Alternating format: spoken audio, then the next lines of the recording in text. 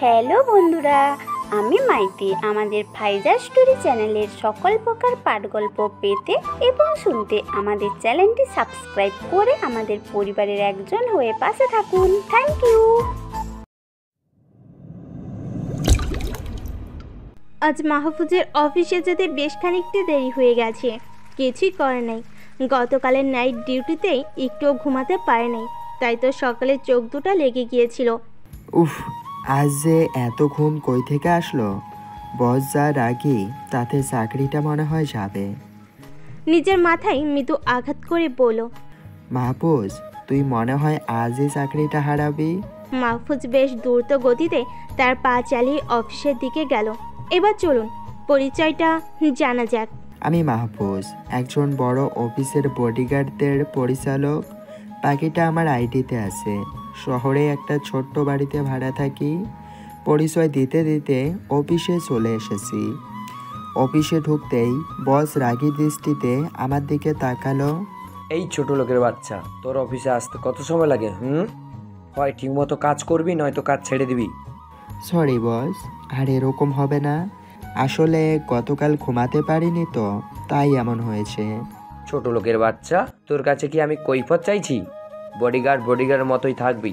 যা গিয়ে নিজের কাজ কর। মাহফুজ মাথা নিচু করে গালে হাত দিয়ে সেখান থেকে চলে আসলো। আসলে কোম্পানিটা অনেক বড় আর প্রচুর কন্টেস্ট হয় অন্য সব কোম্পানির সাথে, তাই সব কিছু দেখাশোনা কঠোরভাবে করতে হয় তাকে। কিন্তু আজ একটু দেরি হতে বসের আচরণ তো দেখলেনি।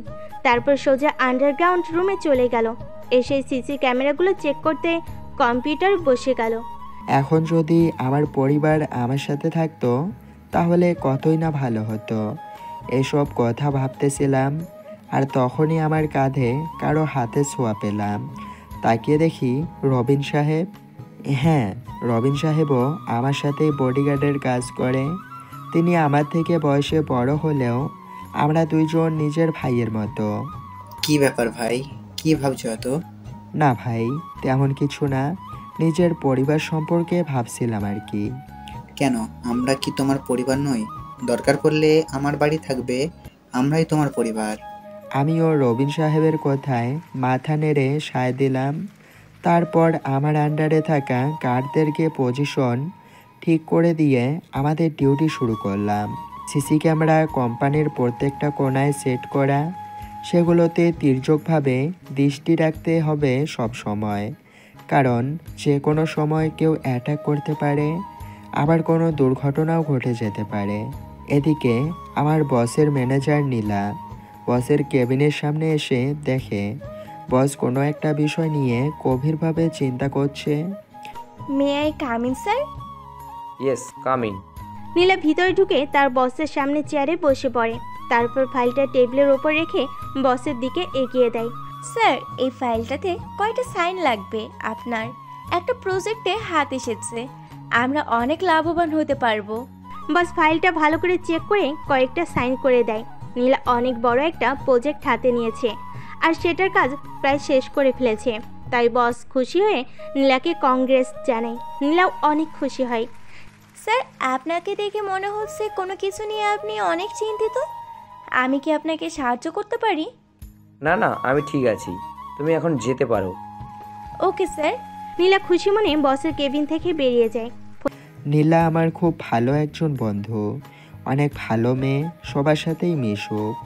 বলতে গেলে অফিসে এবং বাইরে আমি ওর বেস্ট ফ্রেন্ড। নীলা এবং বসকে নীলার প্রজেক্ট সম্পর্কে বলতে শুনেছিলাম, তাই আমিও কিছুটা জানি। সিকিউরিটির বিষয়টা ভালোভাবে চেক করে বাইরে বের হলাম একটু রেস্ট নেওয়ার জন্য। তখন দুপুর 12টা বাজে। লাঞ্চ করার জন্য আমাদের জন্য আলাদা একটা রুম আছে। বসের কেবিনের সামনে দিয়ে যেতে হয় আমাদের খাবার রুমে। আমি যাওয়ার সময় হঠাৎ নীলা আমাকে ডাকলো। মাহফুজ, তুমি কি লাঞ্চ করতে যাচ্ছ? হ্যাঁ, লাঞ্চ করতেই যাচ্ছি। কিছু না মনে করলে আমার সাথে লাঞ্চটা করতে পারো। না, কোনো সমস্যা নেই, অন্য একদিন করব বলে নীলা থেকে বিদায় নিয়ে খাবার রুমের দিকে যাচ্ছি। বসের কেবিনের সামনে আসতেই শুনলাম বস কারোর সাথে ফোনে খুব রাগারাগি করছে। বসের কথাটা এমন। তোমাদেরকে আমি ভয় পাই না। আমার কি ক্ষমতা কম আছে নাকি? ফোনের ওপাশ থেকে কিছু শুনতে পেল না। তাদের বস আবার বলল, তোরা যত শক্তিশালী গ্যাং হোস না কেন, তাতে আমার কিচ্ছু যায় আসে না। কিন্তু আমার এত কষ্ট করে নিজের হাতে গড়া কোম্পানিকে এত সহজে তোদের হাতে দিব না আমি। ওপাশ থেকে কি বলল শুনতে পারলাম না। তারপর বস প্রচণ্ড রেগে গিয়ে গ্যাংয়ের নামটা নিয়ে গালি দিতে শুরু করলেন আর কুকর্মের কথাগুলো বলতে লাগলেন। গ্যাংয়ের নামটা শুনেই তো মাথায় রক্ত উঠে গেল। এই গ্যাংটা এই কয়টা দিনে এত কুকর্ম করেছে, পুরো নষ্ট করে ফেলেছে শহরটাকে। না, আমাকেই কিছু একটা করতে হবে। এদেরকে ঠিক করতে আবার রক্তের বন্যা ছড়াতে হবে। তারপর আমি খাবার রুমে গেলাম, কিন্তু কিছুতেই খেতে ইচ্ছে করছে না। আর ওদিকে বসের চেঁচামেচি বেড়েই চলছে। আমি এসবের থেকে দূরে যেতে চাইছি, কিন্তু এসব আমাকে ছাড়ছে না। কোনো মতে খাবার খেয়ে আবার আন্ডারগ্রাউন্ড রুমে চলে আসলাম। তারপর আমি ফিরোজকে ফোন দিলাম। ফিরোজ কল সার্ভিসে কাজ করে। আমার পুরনো বন্ধু ও প্রথমবার কেটে গেল, কিন্তু দ্বিতীয়বার ধরলো। তুমি এতদিন পর ফোন দিলে, কোনো সমস্যা? না, তেমন কোনো সমস্যা না। শুধু একজনের ফোন কল আর SMS আমার ফোনে ট্রান্সফার করে দিতে হবে। পারবে তো? বস এটা কোনো কথা বললেন? 5 মিনিট ওয়েট করো, আমি ট্রান্সফার করে দিচ্ছি। ফিরোজের সাথে কথা বলে বাকি কাজ শেষ করলাম। তারপর বাসায় চলে গেলাম। খাওয়া দাওয়া করে ঘুমিয়ে পড়লাম। এদিকে বিজয় সাহেব প্রচুর চিন্তার মধ্যে ঘুরপাক খাচ্ছেন। তার মাথা যেন কিছুতেই কাজ করছে না। বিজয় সাহেব মনে মনে, ওদেরকে তো বলে দিলাম আমি ওদের গ্যাং দেখে নেব, কিন্তু কিভাবে কি করব? আমারও সিকিউরিটি ব্যবস্থা কম নাই, আর মাহফুজ আমার সিকিউরিটির সব থেকে বড় সাপোর্ট। কিন্তু ওরা তো সাজ্জাদের গ্যাং, এই শহরের সব থেকে পাওয়ারফুল। ওরা এমন কোনো কাজ নেই যা ওরা করে নাই। সাজ্জাদের নাম শুনলেই পুরা শহর এখন কেঁপে ওঠে। এখন মাহফুজই আমাকে সেভ করতে পারে, কিন্তু আজ তো সামান্য একটা কারণে মাহফুজকে আঘাত করছি। উফ, মনটা খারাপ থাকলে যে কখন কি করে বসি। যাই হোক, মাহফুজের কাছে ক্ষমা চেয়ে নেব, তবুও আমার সেফ থাকা লাগবে। পরের দিন সকালে তাড়াতাড়ি উঠে শাওয়ার নিলাম অনেক সময় নিয়ে। তারপর হালকা কিছু খেয়ে অফিসের দিকে বেরিয়ে পড়লাম। কিছুক্ষণ পর অফিসে পৌঁছে সোজা আন্ডারগ্রাউন্ড রুমে চলে গেলাম। তারপর মন দিয়ে কাজগুলো করতে লাগলাম। হঠাৎই আমার ফোনে একটা কল আসলো। স্ক্রিনে তাকিয়ে দেখি অপরিচিত নাম্বার। আমার ফোনে তো অপরিচিত কারোর ফোন দেওয়ার কথা নয়। তখনই মনে পড়ল আমার ফোন তো বসের ফোনের সাথে কানেক্ট করা। এসব ভাবতেই ফোনটা রিসিভ হয়ে গেল। তখনই ফোনটা কানের কাছে নিলাম। কে আপনি? ওপাশ থেকে, তোর বাপ রে কুত্তার বাচ্চা। তুই তুই আবার ফোন করছিস? ফোন করে কোনো লাভ হবে না। আমি আমার নিজের হাতে গড়া কোম্পানিকে তোদের হাতে তুলে দেব না। সে তোরা যত পাওয়ারফুলই হোস না কেন, দরকার পড়লে আমি পুলিশের কাছে গিয়ে তোমাদের নামে কেস করে আসব। আমি রাজ, তার বিরুদ্ধে কেস করবি তুই? তোর মতো পিঁপড়ার বাচ্চা কি করবি আমার? পুলিশেরও বাপ আমি। সেটা দেখাই যাবে কে কার বাপ। ভালোই ভালোই দিয়ে দে, নাই তো তোর কোম্পানিটাও মাইনের বিস্ফোরণে উড়ে যাবে। আর হ্যাঁ, তোকে একটা কথা বলে রাখি, তোর একটা মেয়েও আছে, শুনেছি যে মেয়ের বিয়ের বয়স হয়েছে। তো দেখে রাখিস তোর এই সবের জন্য তোর মেয়ে যেন শাস্তি না পায়। তোকে 2 দিনের সময় দিলাম, ভেবে দেখ। বলেই বিজয় সাহেবের মুখের উপর ফোনটা রেখে দিল। এখন বিজয় সাহেবের ওনার নিজে থেকেও মেয়ের জন্য বেশি চিন্তা হচ্ছে। এখন তো কিছু একটা করতেই হবে। এই কে আছিস? এখনই মিটিং ডাক আর মাহফুজকে ডেকে পাঠাও। কি যে হবে। অন্যদিকে বিজয় সাহেবের তো রাজের কথা শুনে যেন পায়ের নিচ থেকে মাটি সরে গেছে। কপালে বিন্দু বিন্দু ঘাম জমতে শুরু করেছে। মাইনের কথা শুনে যেন তার কোনো হুঁশই নাই। এইদিকে এসব কথাবার্তা শুনে তো মাহফুজার মাথায় রক্ত চড়ে গেছে।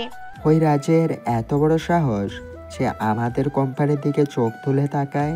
তারপর বিজয় সাহেব একটা জরুরি মিটিং ডাকে নীলাকে বলে সেখানে কোম্পানির প্রায় সমস্ত স্টাফই উপস্থিত। একটু পর মাহফুজ আসলে মিটিং শুরু হয়। আপনারা সকলেই জানেন যে আমার সেক্রেটারি নীলার মাধ্যমে অনেক বড় একটা প্রজেক্ট হাতে নিয়েছি, আর এর মাধ্যমে অনেক বড় একটা লাভ হবে আমাদের। কিন্তু সাজ্জেদের যে গ্যাংটা আছে তার বর্তমান দায়িত্ব রাজ রয়েছে। ওদের চোখ আমাদের কোম্পানির উপর পড়েছে। আর সবাই তো জানো আমার একটা মেয়ে আছে, এবার অনার্স 3য় বর্ষে। এখন রাজ বলেছে যদি কোম্পানিটা ছেড়ে না দিই তাহলে ওরা আমার মেয়েকে। আর কিছু বলতে পারল না বিজয় সাহেব। চশমার নিচ থেকে চোখের পানি মুছে আবার বলেন, এখন নিজের থেকে আমার মেয়েকে নিয়েই বেশি ভয় হচ্ছে। আমি আমার মেয়েকে হারাতে চাই না। তাহলে আমি কি এখন প্রজেক্টটা ছেড়ে দিব? বিজয় সাহেব এ কথা বলতেই মাহফুজ দাঁড়িয়ে গেল। কার এত বড় বুকের পাটা যে আপনাকে এসবের হুমকি দেয়? আজ থেকে আপনার সব কিছুর সেফটির দায়িত্ব আমি নিলাম। আপনি নিশ্চিত থাকুন বস। বলে মাহফুজ মিটিং শেষ করে দেয়। তারপর মাহফুজের শুরু হয় দুই দিকের কাজ। একদিকে অফিস, অন্যদিকে বসের মেয়ে। কিন্তু বিজয় সাহেব আরও সেফটির জন্য পুলিশের সাহায্য নেবে বলে থানার উদ্দেশ্যে বেরিয়ে যায়। প্রচুর গতিতে ড্রাইভ করে থানার সামনে গিয়ে থামে। তারপর সোজা পুলিশ কমান্ডারের রুমে চলে যায়। কমান্ডার বিজয় সাহেবকে দেখে দাঁড়িয়ে যায়, কারণ বিজয় সাহেব দেশের টপ 10 ধনীর মধ্যে একজন। জি বিজয় সাহেব, কোনো সমস্যা হয়েছে? আমাকে বলতেন, আমি চলে যেতাম। শুধু শুধু কষ্ট করে আসতে গেলেন কেন? না না, সমস্যা নেই, আপনি দাঁড়িয়ে না থেকে বসুন। তারপর কমান্ডার বসলে বিজয় সাহেব বলতে থাকেন, আসলে আমাকে একটা গ্যাং থেকে অনেক হুমকি দিচ্ছে, আর আপনার কোম্পানিকে দখলে নেওয়ার চেষ্টা করতেছে। আপনাকে কিছু পুলিশ দিতে হবে আমাদেরকে, আর নিরাপত্তার বিষয়টা দেখতে হবে। আপনি এই নিয়ে কোনো চিন্তা করবেন না। শুধু কত পুলিশ লাগবে আর কখন লাগবে বলবেন আমাকে, আমি সব ব্যবস্থা করে দেব। এখন আপনি নিশ্চিন্তে যেতে পারেন। তারপর বিজয় সাহেব অফিসে এসে সেদিনের মতো সবাইকে ছুটি দিয়ে দেয়, আর মাহফুজকে বিশেষ অনুরোধ করে যেন তার মেয়ের কিছু না হয়। মাহফুজও তার দায়িত্ব ভালোভাবে বুঝে নেয়। আর এদিকে রাজের কাছে খবর পৌঁছে যায় যে বিজয় সাহেব পুলিশের কাছে গিয়েছিল, আর পুলিশও তাকে সাহায্য করবে বলে জানিয়েছে। একথা শুনে রাজের মাথায় আগুন ধরে যায়। রাজ তখনই তার দলবল নিয়ে থানার উদ্দেশ্যে বেরিয়ে পড়ে। একটু পর থানার সামনে 8 থেকে 10টা গাড়ি এসে দাঁড়ায়। কমান্ডার গাড়িগুলো দেখেই চিনে ফেলে যে এটা রাজের গাড়ি। কমান্ডার রাজকে দেখে উঠে দাঁড়িয়ে যায় আর ভয়তে ঘামতে শুরু করে। রাজ এসে একটা চেয়ার নিয়ে কমান্ডারের সামনে টেবিলে পা তুলে দিয়ে বসে। ওই কমান্ডার, এই শহরে তোর মোট কতজন পুলিশ আছে? জি স্যার, মোট 5000 পুলিশ আছে। আমার কত ছেলেপেলে তৈরি করা আছে জানিস? এই শহরে আমার 20,000 ছেলেপেলে তৈরি করা আছে। ওদেরকে একবার বললে তোর কি অবস্থা হবে জানিস?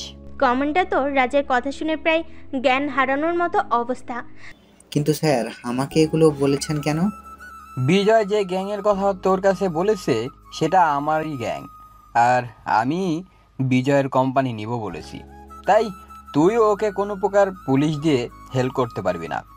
আর যদি দেখি যে কোনো পুলিশ দিয়েছিস তাহলে থাক, আর বলা লাগবে না।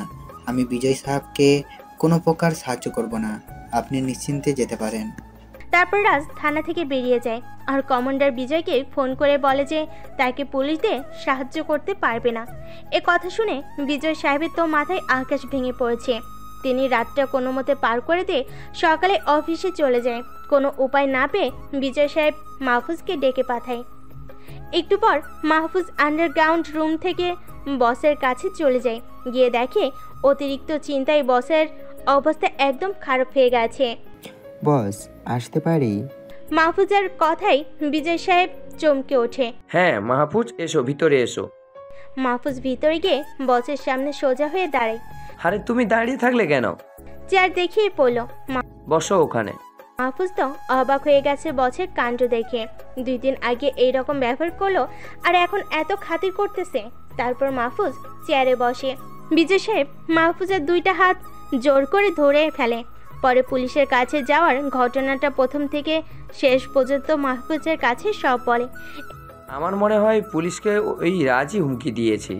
এখন আমি কি করব? আমাকে বাঁচাও মাহফুজ। বস, আপনি চিন্তা করবেন না, আমি সব দেখতেছি আর আপনার সিকিউরিটি আরও বাড়িয়ে দিচ্ছি। কথা বলে মাহফুজ আবার নিজের কাজে চলে যায়। না, এবার আমাকেই ব্যবস্থা নিতে হবে, ওই রাজের বংশকেই নিপাত করে দেব।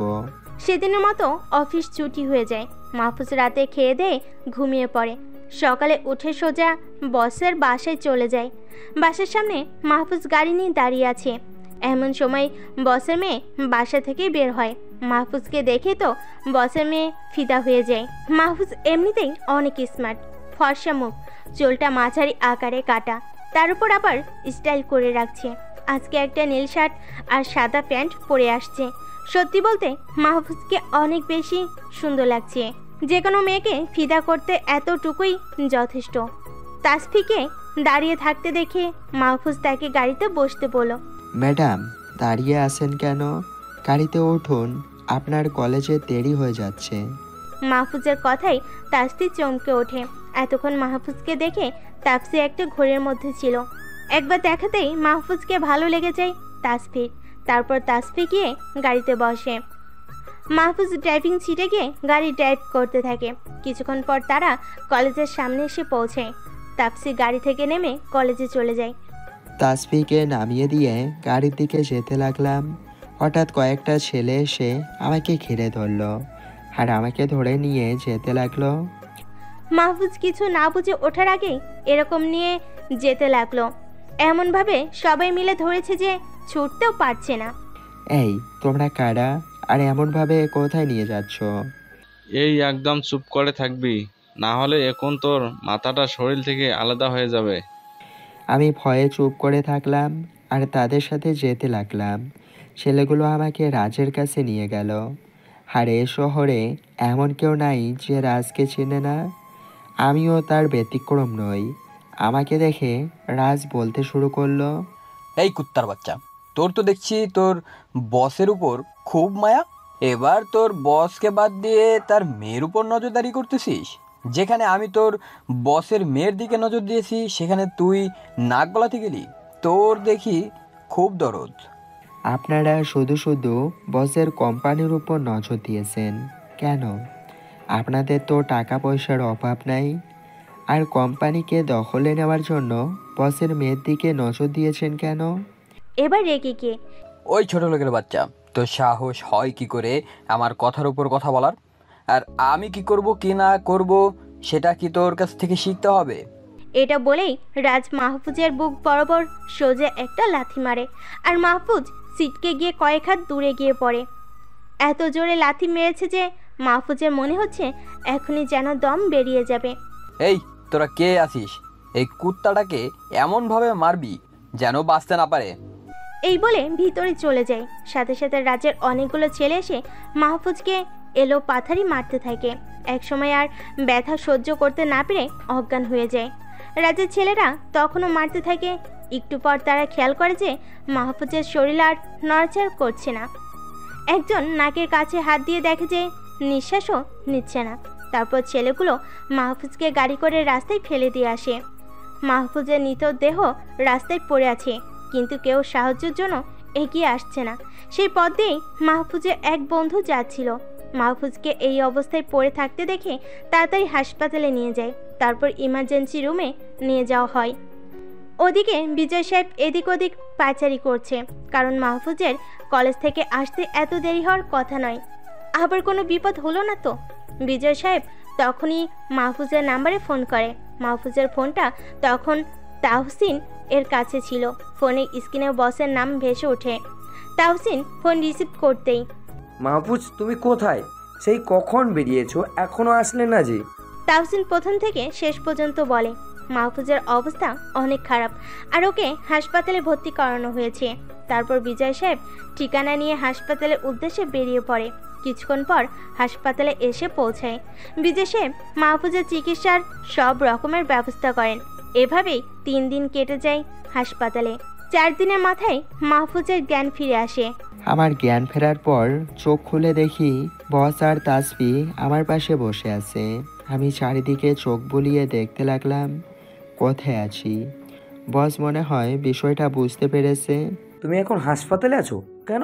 কোনো সমস্যা? এখন তুমি সম্পূর্ণ নিরাপদ? আমাকে এখানে কে নিয়ে আসলো? তোমার এক বন্ধু তোমাকে এখানে নিয়ে এসেছে, তার সাথে আরও কয়েকজন আছে, তারা দরজার সামনে দাঁড়িয়ে আছে। আমি দরজার সামনে তাকাতেই যা দেখলাম তার জন্য মোটেও প্রস্তুত ছিলাম না। দেখলাম মাফিয়ার একজন অনেক বড় লিডার সিফাত ভাই দরজার সামনে দাঁড়িয়ে কার সাথে জানি গল্প করতেছে, আর পুরো হাসপাতাল মাফিয়ার ছেলেপেলে দিয়ে ভরা।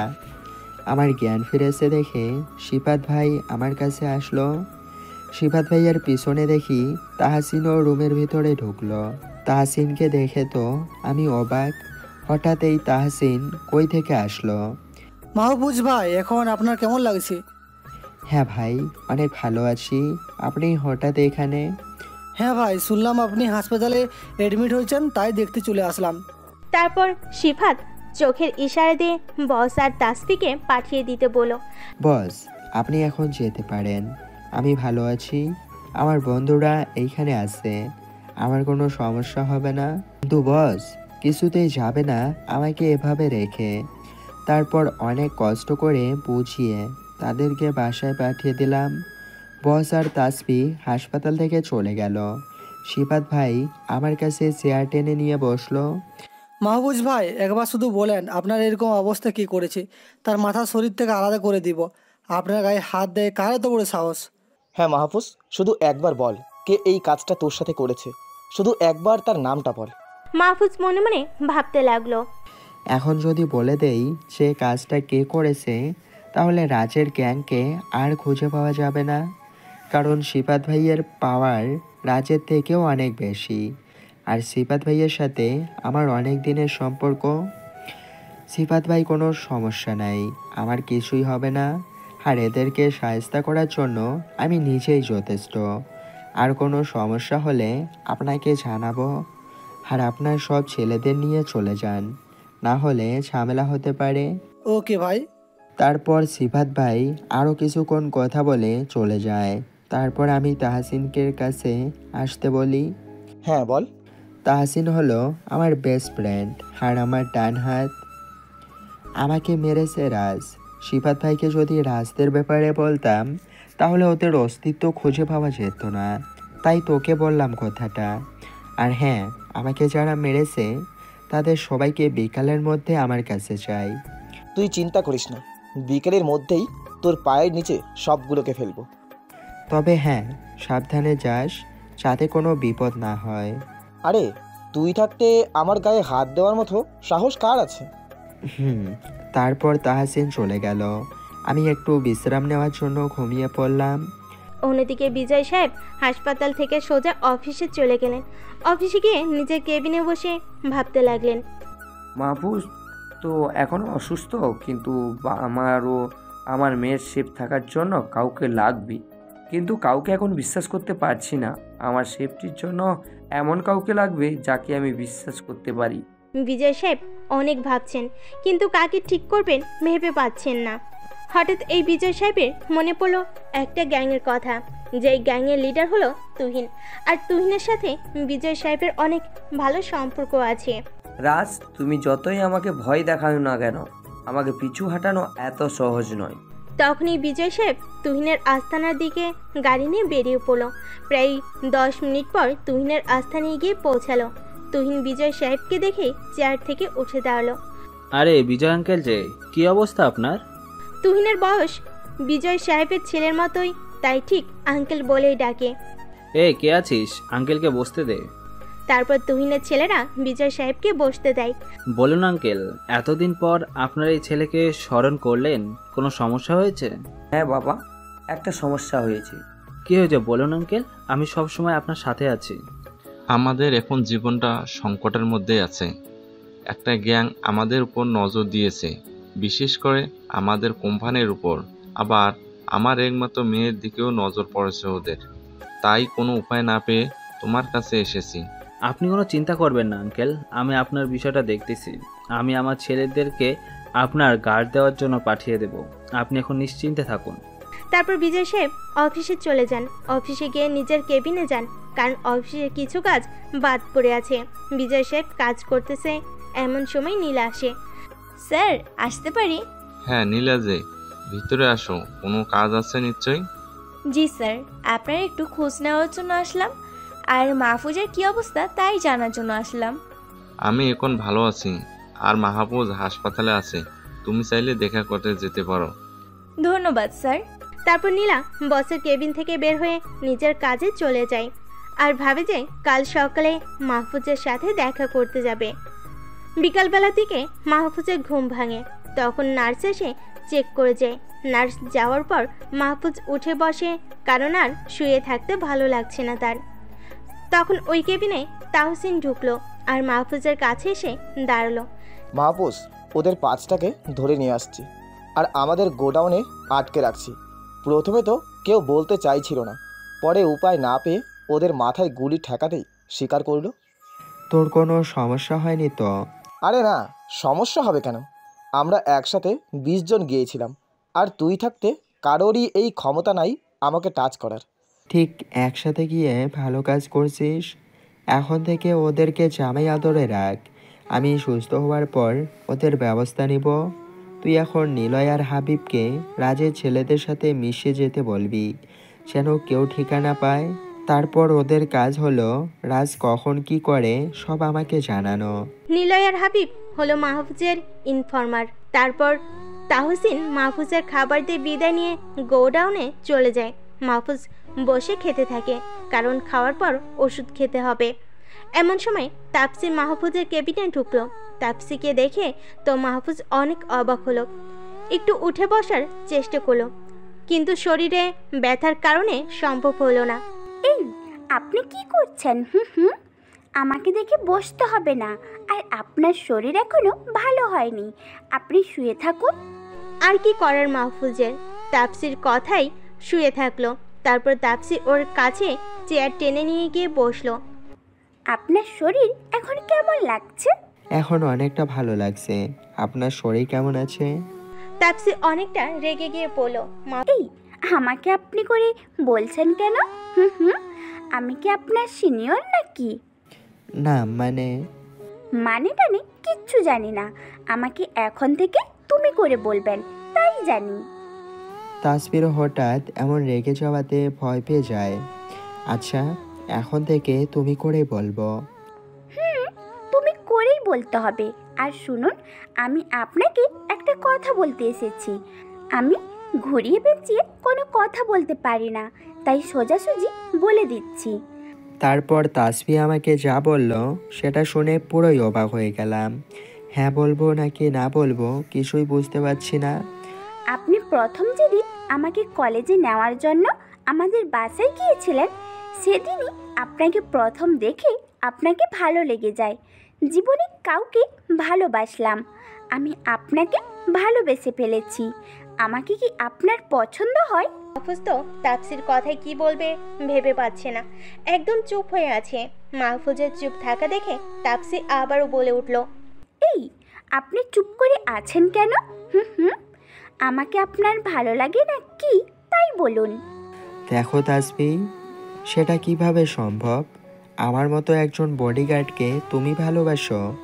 তোমার বাবা জানলে তো আমাকে চাকরি থেকে বের করে দিবে। তাছাড়া আমার আসল পরিচয় তুমি জানো না। আমার আসল পরিচয় জানলে তুমি আমাকে ঘৃণা করতে। আমি কিচ্ছু শুনতে চাই না, ব্যাস আপনি সুস্থ হওয়া পর্যন্ত ভাবার সময় দিলাম, তারপর আপনার সিদ্ধান্ত জানাবেন, ওকে? এই বলে তাপসি চলে গেল। আমি তো তাসবির চলে যাওয়ার দিকে অবাক হয়ে তাকিয়ে থাকলাম। কি জল্লাদ মেয়ে রে বাবা, মেয়েটা বলে কি? আর তাসবি তো জানে না যে আমি খারাপ কাজ করি। তবে তাসবিকে দেখতে কিন্তু একদম হুড়পড়ের মতো। সত্যি বলতে গেলে আমি ওকে ভালোবেসে ফেলেছি। তারপর খাবার শেষ করে ঔষধ খেয়ে একটু শুয়ে থাকলাম। এইদিকে বিজয় সাহেব নিজের কেবিনে বসে আছে। তুহিন তার অনেকগুলো ছেলে পাঠিয়েছে বিজয় সাহেবের সিকিউরিটির জন্য। ছেলেগুলো অফিসে এসে বিজয় সাহেবের কেবিনে ঢুকে যায়। কে তোমরা আর কি চাও? আমাদেরকে তুহিন ভাই পাঠিয়েছেন। ও আচ্ছা, তোমরা তুহিনের লোক। আচ্ছা, আমার কোম্পানিকে ভালোভাবে পাহারা দিবে, বিশেষ করে আমার মেয়েকে সেভ রাখবে, এটাই তোমাদের প্রধান দায়িত্ব। ছেলেগুলো নিজেদের কাজ বুঝে নিয়ে নিজেদের কাজে চলে যায়। এখন বিজয় সাহেব একটু শান্তি পেলেন। তখনই নীলা বিজয় সাহেবের কেবিনে আসলো। স্যার কেমন আছেন? এই তো ভালো আছি, তোমার কি অবস্থা? আমিও ভালো আছি স্যার। আরেকটা কথা স্যার, আমি একটু মাহফুজের সাথে দেখা করতে যেতে চাচ্ছি, যদি আপনি অনুমতি দেন। ওকে যাও, কোনো সমস্যা নেই, দেখা করে আসো। তারপর নীলা অফিস থেকে বেরিয়ে হাসপাতালে চলে যায়। তারপর মাহফুজের কেবিনে যায়। ও নীলা, কেমন আছো তুমি? এই তো ভালো আছি। তোমার শরীর কেমন এখন? হ্যাঁ, আমিও এখন ভালো আছি। এভাবেই কিছুক্ষণ কথা বলে নীলা আবার অফিসে চলে যায়। মাহফুজের এখন বেশ ভালো লাগছে। দুপুরে ডক্টর এসে মাহফুজকে চেক করে রিলিজ করে দেয়। তারপর তাহসিন এসে মাহফুজকে বাসায় নিয়ে যায়। কিরে তাহসিন, মাল কয়টার কি অবস্থা? ভালোভাবে রাখছি, যাতে কোনো সমস্যা না হয় সেদিকেও খেয়াল রাখছি। ওকে ঠিক আছে, আজ বিকাল পর্যন্ত জামাই আদর করে রাখ। বিকালে এসে আমি মিষ্টি মুখ করাবো ওদের। ওকে, তুই এখন ফ্রেশ হয়ে বিশ্রাম নে, পরে গোডাউনে আসবি। বলে তাহসিন চলে যায়। আমিও কাগজগুলো খুলে ওয়াশরুমে শাওয়ার নিতে চলে গেলাম। এতদিন হাসপাতালে শুয়ে থেকে শরীরে জং ধরে গেছে। অনেকক্ষণ ধরে শাওয়ার নিলাম, তারপর ওয়াশরুম থেকে বের হয়ে কিছু খেয়ে নিলাম। এভাবেই দেখতে দেখতে বিকাল হয়ে গেল। তখন গোডাউনের উদ্দেশ্যে বেরিয়ে পড়লাম। একটু পর গোডাউনে পৌঁছে গেলাম। গিয়ে দেখি রাজের 5টা ছেলেকেই তাহসিন শিকল দিয়ে বেঁধে রাখছে। আমি ওদের কাছে যেতেই ওদের মধ্যে থেকে একজন বলে উঠল, এই তোকে না আমরা মেরে রাস্তায় ফেলে দিয়ে আসলাম, তাহলে বেঁচে গেলি কেমন করে? কুত্তার বাচ্চা, বাপ কি কখনো মরে নাকি? আমি মারা গেলে তোদের শরীর থেকে জানটা আলাদা করবে কে? বলেই সজোরে বুকের মধ্যে একটা লাথি মারলাম। আমার আসল পরিচয় আর কার গায়ে হাত দিয়েছিস সেটা যদি একবার জানতি তাহলে দম আটকে মারা যাইতি। তারপর তাহসিনকে বললাম মোটা একটা রড কাটার নিয়ে আসতে। এসে রড আর কাটার দিয়ে গেল আমাকে। রডটা হাতে নিয়ে 5টাকে এক জায়গায় করে সজোরে পায়ে বাড়ি দিলাম। মোট করে হাড় ভাঙার শব্দ হলো, আর ওরা মাগো বলে চিৎকার করে উঠল। তারপর কাটার নিয়ে একটার কাছে গেলাম। কাটাটা আঙুলের ফাঁকে ঢুকিয়ে কাটারে চাপ দিতেই একটা আঙুল আলাদা হয়ে গেল। সাথে সাথে ষাঁড়ের মতো চিৎকার দিয়ে উঠল। বাকিগুলো হাত জোর করে ক্ষমা চাইতে লাগলো। আমাদেরকে ক্ষমা করে দাও, আমরা না বুঝে এমনটা করে ফেলছি, দয়া করে আমাদের মেরো না। কেন রে কুত্তার বাচ্চারা, আমাকে মারার সময় এই কথাগুলো তোদের মনে ছিল না?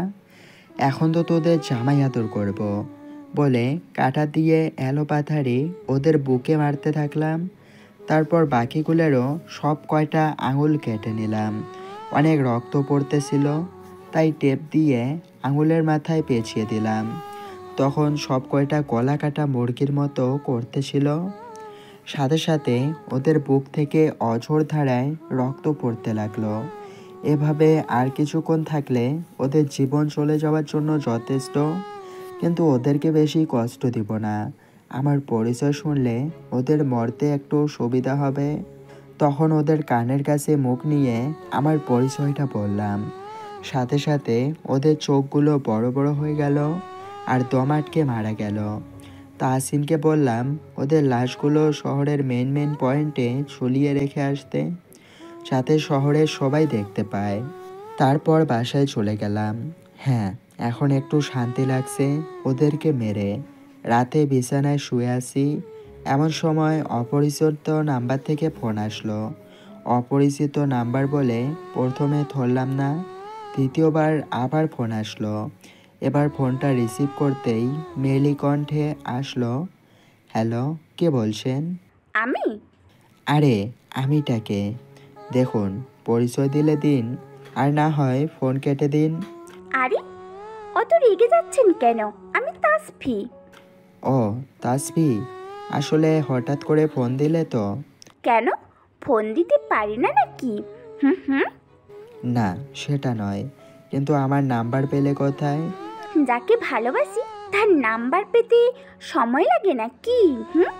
আচ্ছা, আমাকে আপনার ভালো লাগে নাকি সেটা বলেন।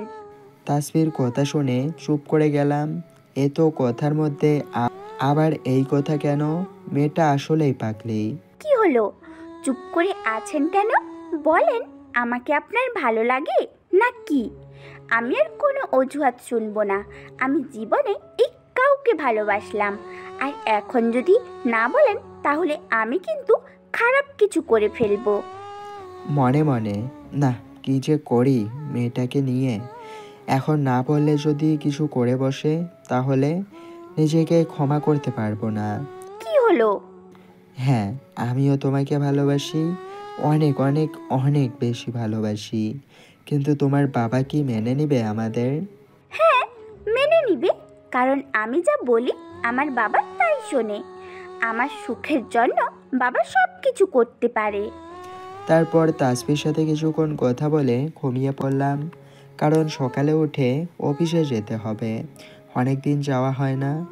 মাহফুজ সকালে ঘুম থেকে উঠে দেখে পুরো শহরে হইচই লেগে গেছে। মাফিয়া ছেলেগুলোকে এত খারাপভাবে কে মারলো?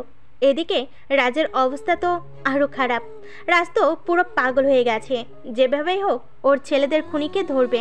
কিন্তু মাহফুজকে ওদের মাফিয়া 14 গোষ্ঠীও চেষ্টা করলে ধরতে পারবে না। মাহফুজ নিশ্চিন্তে বসে আছে, যেন কিছু জানে না। অফিসের সময় হয়ে যাচ্ছে বলে ওয়াশরুমে যায় শাওয়ার নেওয়ার জন্য। ওয়াশরুম থেকে বের হয়ে অফিসের ড্রেস পরে নেয়। বাসা থেকে বের হবে এমন সময় ফোনটা বেজে ওঠে। তারপর ফোনটা রিসিভ করে যা শুনে তাতে তো মাহফুজের হুঁশি উড়ে যায়। হ্যাঁ নিলয়, বল কি অবস্থা? নীলাই হলো মাহফুজের ইনফরমার। ভাই, রাজ তো বিজয় সাহেবের বাড়িতে মাইন ফিট করবে বলে সিদ্ধান্ত নিয়েছে, আর মাইনের সাথে বিজয় সাহেব এবং তার মেয়েকে উড়িয়ে দিবে। কি বলিস কি তুই? নিলয়, তোর মাথা ঠিক আছে তো?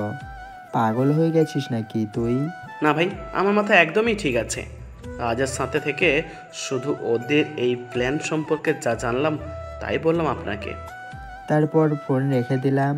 নিলয়ের কথা শুনে চিন্তায় পড়ে গেলাম, কিভাবে কি করব।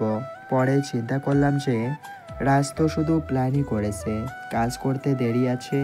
ততদিনে আমি রাজের সব প্ল্যান বিফল করে দেব। এরপর অফিসে রওনা দিলাম। বাসা থেকে বের হতেই আবার ফোনটা বেজে উঠল। ফোন বাজতেই অস্বস্তি লাগতেছিল, কিন্তু স্ক্রিনে তাকিয়ে দেখলাম যে বস ফোন করছে। হ্যাঁ বস, বলেন। মাহফুজ, কোথায় আছো তুমি? তাসফিয়াকে তো কলেজে নিতে হবে, তাড়াতাড়ি বাসায় আসো।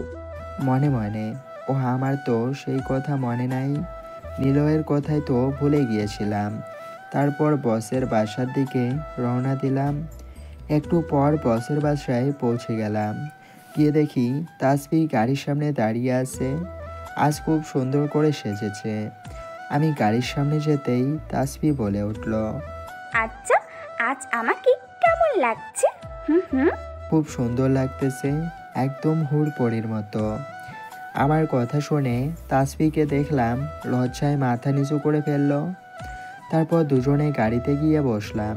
আমি গাড়ি ড্রাইভিং করতেছি আর খেয়াল করতেছি তাসফি লুকিং গ্লাস দিয়ে বারবার আমার দিকে তাকাচ্ছে। এভাবেই কিছুক্ষণ পর তাসফির কলেজের সামনে চলে আসলাম। তাসফি গাড়ি থেকে নেমে আমার কাছে আসলো।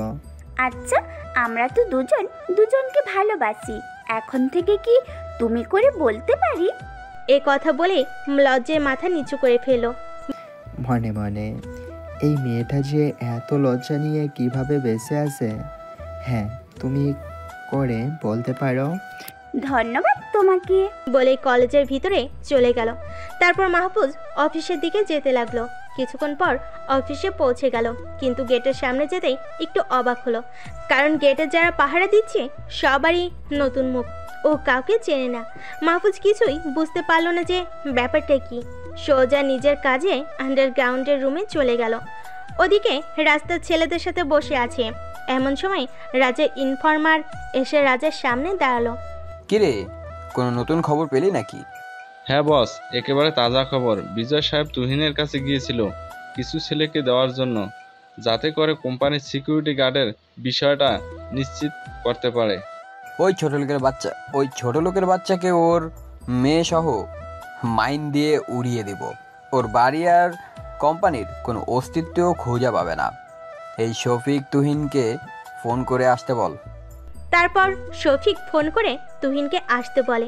শফিক হলো রাজের ডান হাত। ফোন করার একটু পরে তুহিন চলে আসে রাজের আড্ডায়। তুহিন এসে রাজের সামনে মাথা নিচু করে দাঁড়িয়ে থাকে। রাজ তুহিনকে কন্ট্রোল করে। জি বস বলুন, হঠাৎ জরুরি তরফ করলেন যে? তুহিন, তুই নাকি বিজয় সাহেবের কোম্পানিতে তোর ছেলেদের পাঠিয়েছিস? জি বস, উনি আমাকে ছেলের মতো দেখেন। আমার কাছে এসে বললেন যে একটা গ্যাং ওনাকে হুমকি দিয়েছে, ওনার সেফটি দরকার, তাই আমার ছেলেদের পাঠিয়েছি। তুই জানিস সেই গ্যাংটাকে? সেটা হলো আমার গ্যাং, আর আমার চোখ পড়েছে বিজয়ের কোম্পানির দিকে। জি বস, আমি জানতাম না যে এটাই আপনার গ্যাং। আমি এক্ষুনি আমার ছেলেদের ফিরিয়ে আনতেছি। তখন তুহিন তার ছেলেদেরকে ফিরে আসতে বলে। এদিকে বিজয় সাহেব নিজের কেবিনে বসে কাজ করতেছে। একটা বড় প্রজেক্ট তার হাতে আসাতে গভীর মনোযোগ দিয়ে কাজ করতেছে। এমন সময় তুহিনের ছেলেরা বিজয় সাহেবের কেবিনে আসে। ছেলেগুলোর মধ্যে থেকে একজন বলে ওঠে, বিজয় সাহেব আমাদের বস আমাদেরকে এখনই ফিরে যেতে বলেছেন আর পাড়া দিতে নিষেধ করেছেন, তাই আমরা চলে যাচ্ছি। বিজয় সাহেব কাজ করতেছিলেন। ছেলেটার কথাই বিজয় সাহেব চমকে উঠলেন। পাহারা দিতে নিষেধ করছে মানে? কি বলছো? তোমার মাথা ঠিক আছে তো তোমাদের? এত কথা শোনার সময় আমাদের কাছে নাই। আমাদের কাছে অর্ডার আসছে চলে যাওয়ার জন্য, তাই দেরি করা সম্ভব না। আপনি দরকার হলে বসের সাথে কথা বলেন। বলে ছেলেগুলো চলে যায়। বিজয় সাহেব তো অনেক অবাক হয়েছে ছেলেগুলোর কথা শুনে, কিন্তু তুহিন হঠাৎ এমন কেন করলো? বিজয় সাহেব যেন কিছুই মিলাতে পারছে না তুহিনের ব্যবহার। বিজয় সাহেব সাথে সাথে তুহিনকে ফোন দেয়। একবার ফোন বাজতেই তুহিন ফোন উঠায়। তুহিন, তুমি বলে তোমার ছেলেদের ফিরিয়ে নিয়েছো? হ্যাঁ আঙ্কেল, এছাড়া আর কোনো উপায় নেই আমার কাছে। আমাকে ওপর থেকে এর কারণে চাপ দেওয়া হচ্ছে, তাই আমি পারবো না, আমাকে মাফ করে দিন। বলেই ফোনটা কেটে দিল। বিজয় সাহেব তো তুহিনের কথা শুনে ভেঙে পড়েছে। তুহিন ছিল নিজের ছেলের মতো। বিজয় সাহেব টেবিলের উপর মাথা রেখে ভাবতে লাগলেন কি করা যায়, কারণ কোম্পানির সেফটির জন্যই তুহিনের ছেলেদের আনিয়েছিল। বিজয় সাহেব সিদ্ধান্ত নিলেন যে এবার মাহফুজকে সমস্ত কিছু দায়িত্ব দিবেন, কারণ মাহফুজকে বিজয় সাহেবের মনে ধরে গেছে। মাহফুজ এতদিন ধরে নিজের ছেলের মতো কোম্পানি আর বিজয় সাহেবের পরিবারের দেখাশোনা করছে। মাহফুজ আন্ডারগ্রাউন্ড রুমে বসে সবগুলো সিসি ক্যামেরার দিকে নজর রাখছে। কোম্পানির গুরুত্বপূর্ণ জায়গাগুলোতে সিসি ক্যামেরা লাগানো আছে। এখন শুধু বিজয় সাহেবের বাড়িতে সিসি ক্যামেরাগুলো লাগাতে হবে, যাতে করে বাড়িতে বসে সব কিছুর উপর নজর রাখা যায়। তারপর মাহফুজ বিজয় সাহেবের কাছ থেকে ছুটি নিল বাইরে যাবে বলে, কিন্তু ওর আসল উদ্দেশ্য হলো তার বাড়িতে সিসি ক্যামেরা লাগানো। কিন্তু গেটের কাছে আসতেই দেখে সেই অচেনা ছেলেগুলো একটাও নাই। ওর মনের মধ্যে তখন একটু খটকা লাগে। যাই হোক, পরে ও বসের কাছ থেকে জেনে নেবে বিষয়টা। তারপর বিজয় সাহেবের বাড়িতে সিসি ক্যামেরাগুলো লাগিয়ে দিয়ে আসলো। অফিসে ঢুকবে এমন সময় ফোন এলো। তাকিয়ে দেখে আননোন নাম্বার। ফোন রিসিভ হয়ে গেল। মাহফুজ বুঝলো যে বসের ফোনে ফোন এসেছে। তারপর ফোনটা কানে নিল। হ্যালো, কে বলছেন? আমি তোর বাপ রাজ রে। তুই আবার কেন ফোন দিয়েছিস? তোকে কিছু কথা বলি। তোর কাছে কোম্পানি চেয়েছিলাম, নিজের ইচ্ছায় দিস নাই। কোম্পানিকে পাবো বলে আশায় ছিলাম, কিন্তু তোর মেয়েকে দেখলাম সেদিন। তোর মেয়ে তো পুরোই ঝাক্কাস দেখতে, আমার খুব পছন্দ হয়েছে। এখন তোর কাছে দুইটা অপশন, হয় তোর মেয়েকে দিবি আর না হয় তোর কোম্পানি দিবি। যদি তাও না করিস তাহলে তোর মেয়েকে খুঁজে পাবি না, আর মাইনের ধাক্কায় তোর অফিস আর বাড়ি কিছুই খুঁজে পাবি না। বলে রাজ ফোনটা কেটে দেয়। রাজের কথা শুনে মাহফুজের মাথায় তো রক্ত উঠে যায়। রাজের এত বড় সাহস হয় কি করে ট্যাক্সি কিনে এত বড় কথা বলার? এই মাফিয়াদের কারণেই ওর পরিবার থেকে ঝরে গিয়েছে, আর ঝরে যাওয়ার কারণের মধ্যেই রাজেরও হাত ছিল। তাই প্রথমে আমাকে রাজকে শেষ করতে হবে, আর এটার জন্য আমাকে আগের জীবনে ফিরে যেতে হবে। তারপর অফিসে যেতেই বসের ডাক পড়লো। বসের কেবিনে গেলাম। হ্যাঁ মাহফুজ, এসো ভিতরে এসো। তারপর ভিতরে গিয়ে বসের সামনে বসলাম। শোনো মাহফুজ, তোমাকে আমার জন্য একটা কাজ করতে হবে। কাজটা আমার ব্যক্তিগত, আর আমি একমাত্র তোমাকেই ভরসা করি। তারপর বস যা বলল তা শুনে তো বুকের বাম পাশে চিনচিন ব্যথা করতে শুরু করলো। হ্যাঁ বলুন, কি বলবেন? দেখো মাহফুজ, রাজের নজর আমার কোম্পানির সাথেই আমার মেয়ের দিকেও পড়েছে, তাই আমি আমার মেয়েকে বিয়ে দিতে যাচ্ছি। এ ব্যাপারে তুমি আমাকে সাহায্য করবে। বসের কথা শুনে তো বুকের বাম পাশে চিনচিন ব্যথা করতে শুরু করলো। জীবনে একজনকে ভালোবাসলাম, তাও অন্যের হয়ে যাবে। ঠিক আছে বস, যখন প্রয়োজন হবে আমাকে বলবেন, বলে মন খারাপ করে বসের কেবিন থেকে বেরিয়ে গেলাম। তারপর নিজের কাজে চলে গেলাম। এদিকে রাজু তো প্ল্যান হয়ে গেছে মাইন কোথায় ফিট করবে আর বিজয় সাহেবের মেয়েকে তুলে আনবে। রাজের কাছে যে মাহফুজের ইনফরমার লুকিয়ে আছে সে বিষয়টা রাজ জানে না। রাজ ওর ছেলেদের নিয়ে আড্ডায় বসে আছে। এমন সময় সিফাত ভাই আসে। সিফাত ভাইকে দেখে রাজ দাঁড়িয়ে যায়। সিফাত ভাই, আপনি এখানে হঠাৎ করে? কেমন আছেন আপনি? হ্যাঁ আমি ভালোই আছি, তোর কি খবর? এই, আপনার জন্যই ভালো আছি। তা বলুন, কী কাজে আসলেন আমার কাছে? শোন রাজ, ভালো খবর আছে। আমি জানি তুই বিজয়ের কোম্পানিকে টার্গেট করেছিস, আবার প্রথম দেখাতে তার মেয়েকেও তোর ভালো লেগেছে। অতএব বিজয়ের মেয়েকে তুলে নিতে পারলেই বিজয় দুর্বল হয়ে যাবে। কিন্তু ওইখানে মাফিয়া কিং মাহফুজ বসে আছে, যার আন্ডারে আমরা কাজ করি। বলেন কি সিফাত ভাই? মাফিয়া কিং মাহফুজকে তো আমি মেরে ফেলার জন্য অধীর আগ্রহে বসে আছি, কিন্তু এই মাহফুজ যে কোথায় থাকে তাই তো জানতাম না। এখন তো মারার জন্য সুবিধা হবে। হ্যাঁ, আরও একটা কথা জানতে পারছি যে মাহফুজ বিজয়ের মেয়েকে ভালোবাসে। অতএব বিজয়ের মেয়েকে জিম্বি করলেই মাহফুজ তোর হাতের নাগালে। আর আমিও মাহফুজকে মারার জন্য চেষ্টা করতেছিলাম, কিন্তু কোনোভাবেই কিছু করতে পারতেছিলাম না। এইবার সুযোগ পাইছি মাহফুজকে মারার। হ্যাঁ, ঠিক বলেছেন। আমি আজ রাতেই সব ব্যবস্থা করতেছি। মাহফুজের ইনফরমার হাবিবা নিলয় রাজদের এই প্ল্যান শুনে সাথে সাথে মাহফুজকে ফোন দেয়। মাহফুজ একটু বিশ্রাম নিচ্ছে আর তখনই ফোনটা বেজে ওঠে। হ্যাঁ হাবিব, বল কি খবর? ভাই, একদম তাজা খবর আছে। তারপর হাবিব রাজের প্ল্যান সম্পর্কে মাহফুজকে সব জানিয়ে দেয়। আর সিফাত ভাই আপনাকে মারার প্ল্যান করছে। ঠিক আছে, প্ল্যান আমার কাছেও আছে। আর কালই রাজের শেষ দিন। তুই শুধু একটা কাজ কর, রাজের কাছে খবর পৌঁছে দে যে বিজয় সাহেব তার মেয়ের বিয়ে ঠিক করে ফেলেছে। বাকি সব আমি করব। ঠিক আছে ভাই। তারপর হাবিব রাজের কাছে খবর পৌঁছে দেয় যে বিজয় সাহেব তার মেয়ের বিয়ে ঠিক করছে। এ কথা শুনেই রাজার মাথায় আগুন ধরে যায়। বিজয়ের বাচ্চা এত বড় সাহস, ওর মেয়ের বিয়ে ঠিক করে, যেখানে আমি ওর মেয়েকে চাইছি। কালকে ওর মেয়ে আর ওকে ধরে আনবো, আর মাইন দিয়ে কোম্পানি বাড়ি সব উড়িয়ে দিব। এদিকে মাহফুজ অন্য প্ল্যান করে বসে আছে। ও রাজকে কালি মাটির সাথে মিশিয়ে দিবে। এতদিন চুপ করেছিল, কিন্তু এখন আর নয়। মাহফুজ তাহসিনের কাছে ফোন করে। তাহসিন, তুই কোথায় আছিস? এই তো এক জায়গায় একটু কাজে আসছি। আজ বিকালে মাফিয়ার সব ছেলেদের খবর দিয়ে আড্ডায় আসতে বল। ঠিক আছে, আমি সব ব্যবস্থা করতেছি। বিকেলে অফিস ছুটি হলে মাহফুজ বাসে চলে যায়। বাসে গিয়ে রেডি হয়ে আড্ডায় চলে যায়। গিয়ে দেখে আগে থেকে সবাই এসে বসে আছে। তারপর মাহফুজ আড্ডায় ঢুকে যায়। মাহফুজকে দেখে সবাই দাঁড়িয়ে যায়। তারপর মাহফুজ একটি চেয়ারে গিয়ে বসে। হ্যাঁ বল মাহফুজ, কী জন্য ডেকেছিস? শোন তোরা সবাই, রাজ আমাকে মেরে ফেলার জন্য সমস্ত ব্যবস্থা করছে আর টার্গেট করছে বিজয় সাহেব আর তাসফিকে। ওরা জেনে গেছে যে আমি তাসফিকে ভালোবাসি, তাই তাসফিকে দিয়ে আমাকে মারবে। বিজয় সাহেবকে মাইন দিয়ে উড়িয়ে দেওয়ার ভয় দেখিয়েছে। রাজ মনে হয় আজ রাতেই মাইন লাগাবে বিজয় সাহেবের কোম্পানি আর বাড়ির চারপাশে। ওরা কিছুই করতে পারবে না, আমরা সবাই আছি। আর শোন তাহসিন, তুই আমাদের ছেলেদের 2টা গ্রুপ কর। একটা গ্রুপ রাজের সব মাইন্ডগুলো ফিউজ করে দিবে, আর একটা গ্রুপের কাজ হলো রাজের আড্ডার জায়গায় চারপাশে যত আড্ডাখানা আছে সবগুলো চারপাশে মাইন লাগানো। ওকে, সব কিছু হয়ে যাবে, তুই নিশ্চিন্তে থাক। তারপর মাহফুজ বাসি চলে যায়।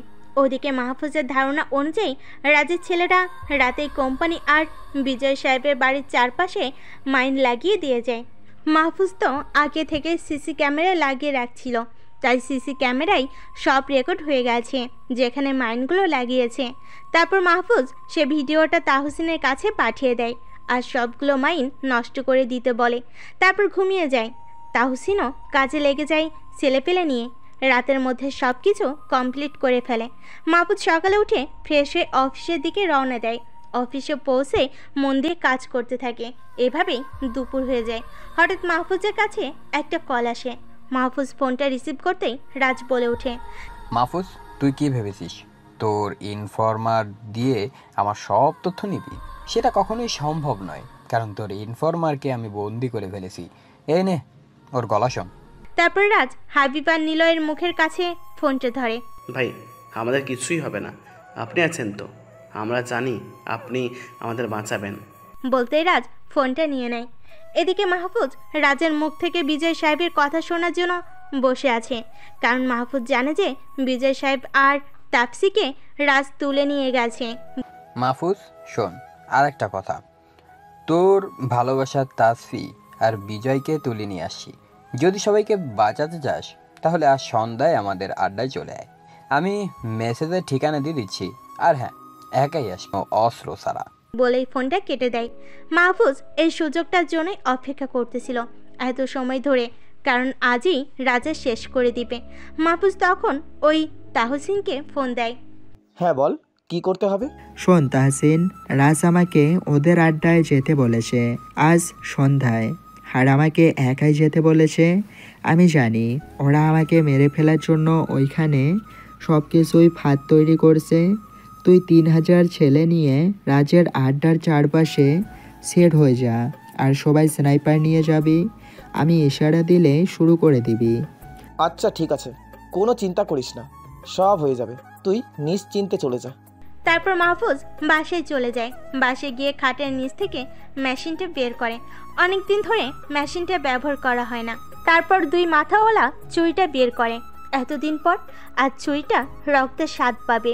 সন্ধ্যার দিকে মাহফুজ রাজের দেওয়া ঠিকানায় পৌঁছে যায়। আড্ডায় ঢোকার সময় মাহফুজকে চেক করতে থাকে, কিন্তু মাহফুজ মেশিন আর ছুরি এমনভাবে রাখছে যে রাজের ছেলেগুলো চেক করে পেল না। তারপর মাহফুজ আড্ডায় ঢুকে যায়। মাহফুজকে দেখেই রাজের সব ছেলেরা ঘিরে ধরে। মাহফুজ কোণার দিকে চোখ করে দেখে তাপসি আর বিজয় সাহেবকে বেঁধে রাখছে। ওদের পাশেই হাবিব আর নিলয়কে বেঁধে রাখছে। সবার মুখই বাঁধা।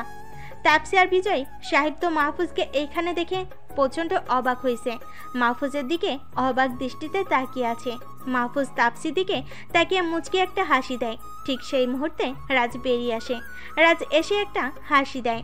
কিরে, শেষ পর্যন্ত আমার ফাঁদে পা দিলি? তোরে তো আজকে জমের বাড়ি পাঠাবো, তৈরি হয়ে যা। মাহফুজ জোরে হেসে দেয়। তুই শেষ করবি আমাকে? আমি অনেক দিন ধরে স্বাভাবিক জীবনযাপনের চেষ্টা করছি, কিন্তু তোর জন্য আজ পর্যন্ত পারলাম না। আজকে কাকে জমের বাড়ি পাঠাই তাই দেখ। আজই তোর জীবনের শেষ দিন। তাহলে আগে তোর সামনেই তোর বসের কোম্পানি আর বাড়ি উড়িয়ে দিব। বলে ফোনটা বের করে আর ল্যাপটপ অন করে। ল্যাপটপে বিজয় সাহেবের বাড়ি আর কোম্পানির লাইভ ভিডিও প্লে হচ্ছে। এইবার সব মাইন দিয়ে উড়িয়ে দিব, আর সবাই তাকিয়ে দেখবি। বলেই ফোনের বাটনে চাপ দেয়, কিন্তু মাইন বিস্ফোরণ হয় না। রাজ তো অনেক অবাক হয়। এভাবে সবগুলো মাইনের সুইচ চাপে, কিন্তু একটাও বিস্ফোরণ হয় না। মাহফুজ এবার মুচকি হেসে বলে, আমি কি তোর মতো এইরকম কাছা কাজ করি? আমার মাফিয়ার দলে কাজ করিস, আর আমাকে শেখাবি কাজ কাকে বলে? তারপর মাহফুজ ফোনটা বের করে রাজের অন্য আড্ডার জায়গাগুলোর লাইভ ভিডিও অন করে। তারপর ওয়ান বলতেই কান ফাটানো আওয়াজের প্রথম আড্ডায় জায়গা উড়ে যায় মাইনের আওয়াজে। পুরো শহর কেঁপে ওঠে মাইনের আওয়াজে। তারপর মাহফুজ 2 বলার সাথে সাথে আরও একটা মাইন বিস্ফোরণ হয়। এভাবে 6টা মাইন বিস্ফোরণ হয়। তোর সবগুলো আড্ডার জায়গা শেষ, এখন তোকে শেষ করব। তাই নাকি? তোর সাহস তো মন্দ না, আমার ঘরে এসে আমাকেই হুমকি দিস? বলে রাজ ওর ছেলেদের অর্ডার দেয় মাহফুজকে মারার জন্য। সাথে সাথেই রাজের সব ছেলে মাহফুজকে মারার জন্য এগিয়ে আসে। মাহফুজ এবার বাম পায়ের গোড়া থেকে ছুরি বের করে একাই ওদের সাথে লড়াই করতে শুরু করে। মাহফুজ একাই 50 জনের মতো ছেলেকে মেরে মাটিতে শুইয়ে দেয়। আবার ছেলেগুলো তেড়ে আসে। মাহফুজ ওদের সাথেও লড়াই করতে থাকে, কিন্তু হঠাৎ করে মাহফুজের পেটের মধ্যে কেউ একজন চাকু ঢুকিয়ে দেয়। মাহফুজ পিছন দিকে তাকিয়ে দেখে সিফাত ভাই তার পেটে চাকু ঢুকিয়ে দিয়ে হাসছে। আবার ছেলেগুলো তেড়ে আসে। মাহফুজ ওদের সাথেও লড়াই করতে থাকে, কিন্তু হঠাৎ করে মাহফুজের পেটের মধ্যে কেউ একজন চাকু ঢুকিয়ে দেয়। মাহফুজ পিছনে তাকিয়ে দেখে সিফাত ভাই তার পেটে চাকু ঢুকিয়ে দিয়ে হাসছে। মাহফুজ সিফাত ভাইকে দেখে অবাক হয়ে যায়। যে এতদিন আমার সাথে ছিল সেই আজকে আমাকে চাকু মারলো। মাহফুজ তখন পেট থেকে চাকু বের করে সিফাতের বুকে সজোরে একটা লাথি মারে। সিফাত তাল সামলাতে না পেরে কয়েক হাত দূরে গিয়ে পড়ে। কুত্তার বাচ্চা, তুই আমাকে মারলি? বলে মাটি থেকে উঠে মাহফুজকে আবার মারার জন্য এগিয়ে আসে। আর তখনই তাহসান মাফিয়াদের ছেলেদের অর্ডারতে গুলি চালাতে, প্রত্যেকের হাতেই স্নাইপার। সিফাত মাহফুজকে মারার জন্য এগিয়ে আসলে স্নাইপারের গুলি এসে সিফাতের মাথা ছিদ্র করে দেয় আর সিফাত জায়গায় পড়ে যায়। তারপর রাজ মাহফুজকে মারার জন্য আসলে মাহফুজের হাতে থাকা চাকু দিয়ে রাজের পেটে ঢুকিয়ে দেয়, ছুরি দিয়ে আঘাত করতে থাকে। তোদের জন্য আমি পরিবার থেকে আলাদা হয়ে আছি, এসব ঝামেলা থেকে দূরে ছিলাম, কিন্তু তোদের জন্য দূরে থাকতে পারলাম না। এইদিকে রাজ জমের বাড়ি পৌঁছে গেছে। রাজকে মারছে দেখে রাজের ছেলেরা মাহফুজকে মারার জন্য এগিয়ে আসে, কিন্তু স্নাইপারের আঘাতে সবগুলোর মাথা ছিদ্র হয়ে যায়। এটা দেখে বাকিরা পালানোর জন্য আড্ডার বাইরে দৌড়ে চলে যায়, কিন্তু মাহফুজের ছেলেরা আগে থেকে আড্ডার চারপাশ ঘেরাও করে ফেলেছে। বাকিদের মাথায়ও খুলে ছিদ্র হয়ে যায়। তাহসিন দৌড়ে এসে সবার হাত পায়ের বাঁধন খুলে দেয়। এদিকে মাহফুজের যেন দুনিয়াদারি অন্ধকার হয়ে যাচ্ছে, আর কিছুক্ষণ পর হয়তো সে পরকালের বাসিন্দা হয়ে যাবে। মাহফুজ আস্তে আস্তে মাটিতে লুটিয়ে পড়ে। মাহফুজের এই অবস্থা দেখে সবাই মাহফুজের কাছে দৌড়ে যায়। তাপসি তো কেঁদে চলেছে। তাহসিন খেয়াল করে দেখে মাহফুজের পুরো শরীর রক্তে লাল হয়ে গেছে, পেটের মাঝখানে চাকুর আঘাতে অনেক বড় ক্ষত হয়ে গেছে, সেখান থেকে অঝরে রক্ত পড়ছে। মাহফুজ, তুমি আমাকে ছেড়ে চলে যেতে পারো না? তুমি একবার আমার সাথে কথা বলো। এই মাহফুজ, একবার উঠে দেখো, আমি তোমার কাছে বসে কাঁদছি। তোমার কি একটুও মায়া হয় না আমাকে কাঁদতে দেখে? একটিবার আমার সাথে কথা বলো না মাহফুজ। এই মাহফুজ, উঠে দেখো না একবার। কিন্তু মাহফুজের কোনো সারা শব্দ নাই। মাহফুজের মৃতদেহ মাটিতে পড়ে আছে, পুরো ফুলোর রক্তে লাল হয়ে গেছে। মাহফুজের ছেলেরাও সমানে কেঁদে যাচ্ছে। এই মাহফিজ, ওঠ না একবার, দেখ আমি তাহসিন, তোর প্রাণের বন্ধু। তুই তো আমার প্রাণের ভাই, একবার কি আমার সাথে কথা বলবি না? কিন্তু তবুও মাহফুজের কোনো সাড়া নাই। এবার তাহসিন মাহফুজের বুকের সাথে কান লাগিয়ে দেয়, মাহফুজ শ্বাস নিচ্ছে কিনা দেখার জন্য। বুকের সাথে কান লাগানোর পর এই তাহসিন সিটকে কয়েক হাত দূরে সরে যায়। এই মাহফুজ, তুই শ্বাস নিচ্ছিস না কেন? তুই মারা গেলে আমি কাকে নিয়ে বাঁচবো? এটা শোনার পর তাপসির কান্নার গতি আরও বেড়ে যায়। বিজয় সাহেবও কেঁদে যাচ্ছে। তাপসি মাহফুজকে জড়িয়ে ধরে কাঁদতে থাকে। এটা দেখে বিজয় সাহেব অবাক হয়ে যায়। বিজয় সাহেবের যা বোঝার বুঝে যায়। মাহফুজের নিথর দেহ পড়ে আছে, সবাই সমানে কান্না করে যাচ্ছে। তাপসি তো পাগল পাগল হয়ে গেছে কাঁদতে কাঁদতে। হঠাৎ মাহফুজ জোরে শ্বাস নিয়ে ওঠে। এটা দেখে সবাই প্রচণ্ড খুশি হয় যে মাহফুজ বেঁচে আসে। এই তোরা গাড়ি নিয়ে আয়, মাহফুজকে হাসপাতালে নিয়ে চল এক্ষুনি।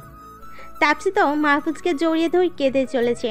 তারপর মাহফুজকে গাড়িতে করে হাসপাতালে নেওয়া হয়। সারা রাস্তা তাপসি মাহফুজকে জড়িয়ে ধরেই রেখেছে। হাসপাতালে নেওয়ার পর মাহফুজকে অপারেশন রুমে নেওয়া হয়। পুরো হাসপাতালে মাহফুজের ছেলেরা দাঁড়িয়ে আছে।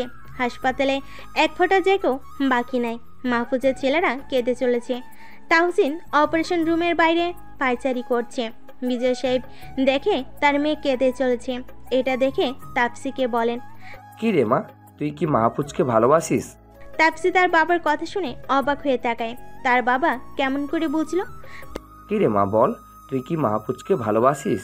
তাপসি এবার আর সামলাতে পারল না নিজেকে, বাবাকে জড়িয়ে ধরে হু হু করে কেঁদে দিল।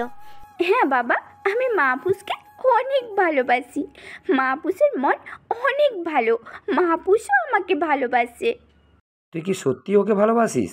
হ্যাঁ বাবা, অনেক বেশি। মাহফুজও আমাকে ভালোবাসে, আমি ওকে ছাড়া বাঁচবো না। প্লিজ তুমি মাহফুজকে আমার কাছে ফিরিয়ে দাও। কাঁদিস না মা, তোর কান্না যে আমার সহ্য হয় না। চিন্তা করিস না, আল্লাহ নিশ্চয়ই মাহফুজকে ভালো করে দিবেন। তাপসি তার বাবার কোলে মাথা রেখে ফুপিয়ে ফুপিয়ে কেঁদে চলেছে। এরই মধ্যে ডাক্তার এসে বলে যে মাহফুজের ইমিডিয়েটলি 2 ব্যাগ রক্ত লাগবে, না হলে ওনাকে বাঁচানো সম্ভব নয়। ডক্টর সাহেব, আমি রক্ত দেব, কারণ মাহফুজ আর আমার রক্তের গ্রুপ একই, দুজনের ওই ও পজিটিভ। কিন্তু এক ব্যাগে তো হবে না, 2 ব্যাগ লাগবে। তখনই তাপসি বলে ওঠে ডাক্তারের কাছে যায়। ডাক্তার, আমার রক্ত ও পজিটিভ, আমি রক্ত দিব। আপনারা 2 জন এই আমার সাথে আসুন, আপনাদের রক্ত নিতে হবে।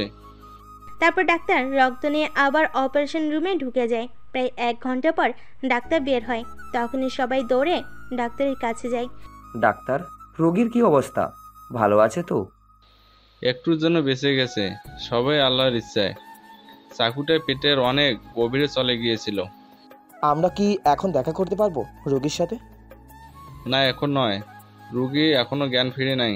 জ্ঞান ফিরলেই দেখা করতে পারবেন। এই বলে ডাক্তার চলে যায়। তারপর সবাই বসে অপেক্ষা করে। কিছুক্ষণ পর নার্স এসে বলে যে মাহফুজের জ্ঞান ফিরেছে, এখন রোগীর বাড়ির লোক দেখা করতে পারবেন। তারপর তাহসিন মাহফুজের কাছে যায়, দেখে মাহফুজ শুয়ে আছে, পেটে ব্যান্ডেজ করা। এখন কেমন লাগছে তোর?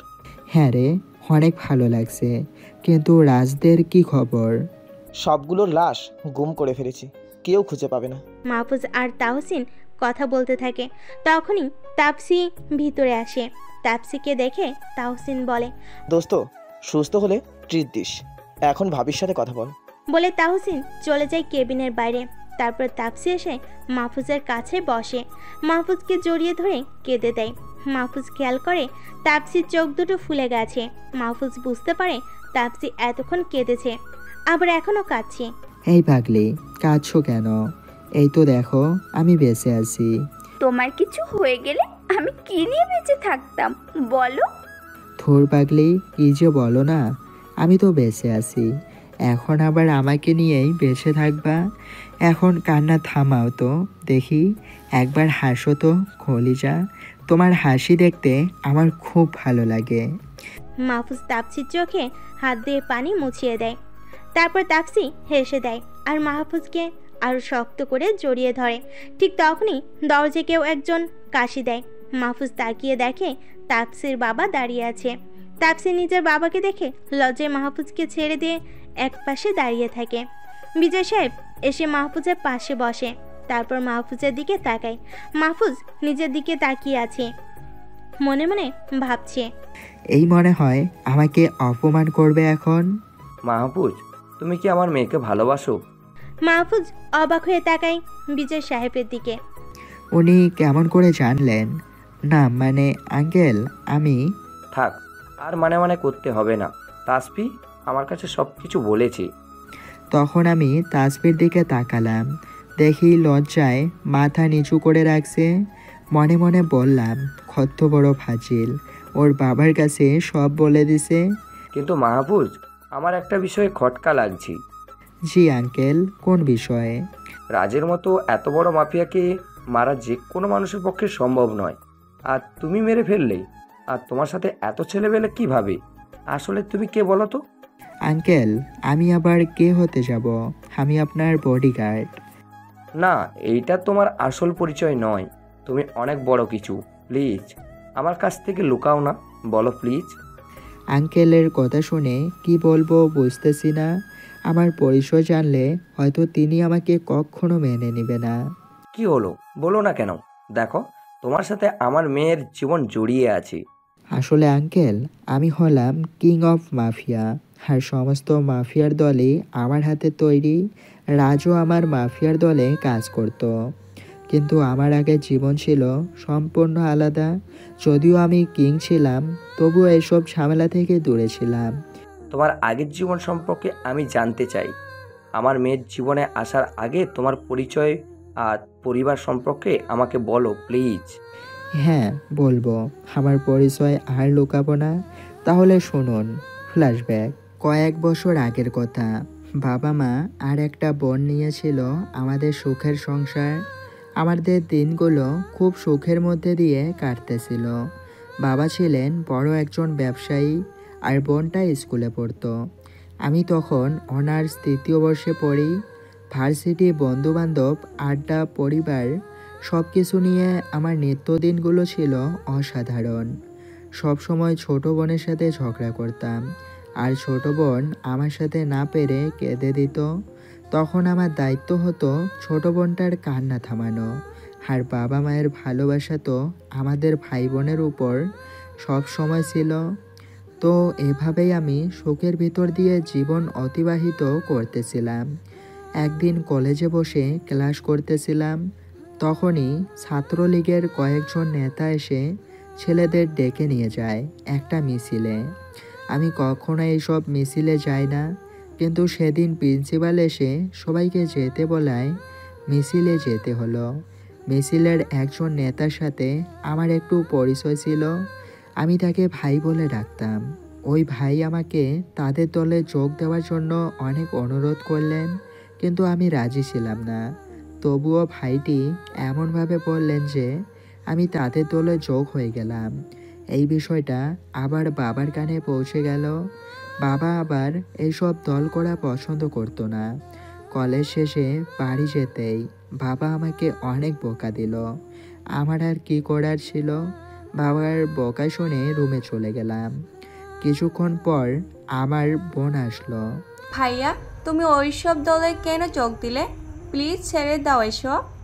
তাইবা আমার বোনের নাম। দেখি রে আপু, কি করা যায়, আজই তো যোগ দিলাম, ভালো না লাগলে ছেড়ে দিব। তুই এখন যা আপু, আমি রেস্ট নিব। তারপর তাইবা চলে যায় আর আমিও শুয়ে পড়ি। এভাবে দিন যেতে লাগলো আর আমারও রাজনীতি ভালো লেগে যায়। তবে আমি পড়ালেখার পাশাপাশি রাজনীতি করতে লাগলাম, কিন্তু এই জন্য বাবা আমার প্রতি নারাজ ছিলেন। মাও আমাকে এসব ছেড়ে দিতে বলে, কিন্তু আমি ছাড়তে পারিনি। এর মধ্যে আমি আমার বন্ধু তাহসিনকে আমার দলে নিয়ে নিই। আস্তে আস্তে আমি আর তাহসিন পুরোপুরিভাবে মিশে যাই ওই দলে। আমাদের দুইজনের মেধা ছিল অনেক, যার কারণে অনেক সহজেই যে কোনো কাজ করে ফেলতাম। আমাদের এই যোগ্যতা দেখে ছাত্রলীগ নেতার মন গলে যায়, আমাদেরকে তার ডান হাত আর বাম হাত বানিয়ে নেয়। এভাবেই দুজন উপরে উঠতে থাকি, কিন্তু আমাদের গতি এর মধ্যেই সীমাবদ্ধ ছিল না। আমরা আরও কঠিন কাজগুলো করতে লাগলাম। আমার আর তাহসিনের মধ্যে রাজনীতি এমনভাবে গেঁথে গেছিল যে আমার এর জন্য যে কোনো কিছু করতে রাজি ছিলাম। এভাবেই আমাদের দিন কাটতে লাগলো। আমরা বিভিন্ন কাজের মাধ্যমে নেতাদের দৃষ্টিতে পড়তে লাগলাম। সবাই এক পর্যায়ে আমাকে আর তাহসিনকে সবগুলো কাজে নিতে লাগলো। কিছুদিন পর আমার কাজ দেখে বড় একজন নেতা খুশি হয়ে গেল আর আমাকে একটা এলাকার দায়িত্ব দিয়ে দিল। আমিও তাহসিনকে আমার ডান হাত করে নিলাম, কিন্তু আমার বাবা আমার উপর প্রচণ্ড ক্ষিপ্ত হয়ে গেল। একদিন ডেকে বলল, মাহফুজ, তুই যদি এই রাস্তা থেকে সরে না আসিস তাহলে আমার ঘরে তোর জায়গা হবে না। কিন্তু কে শোনে কার কথা? রাজনীতিতে ঢুকে আমি অমানুষ হয়ে গিয়েছিলাম, তাই বাবার মুখের উপর বলে দিলাম যে তোমার ঘরে না থাকলে আমার কোনো সমস্যা নাই, বলে রুমে চলে গেলাম। পরদিন সকালে ঘুম থেকে উঠে শুনতে পেলাম যে আমাদের বিপক্ষ দলের নেতার ভাই আসিফ তাহসিনকে মেরেছে। এটা শুনে আমার মাথায় রাগ উঠে গেল। আমি আমার ছেলেদের ফোন করে বললাম যে যেখানেই আসিফকে দেখতে পারবি আমাকে জানাবি।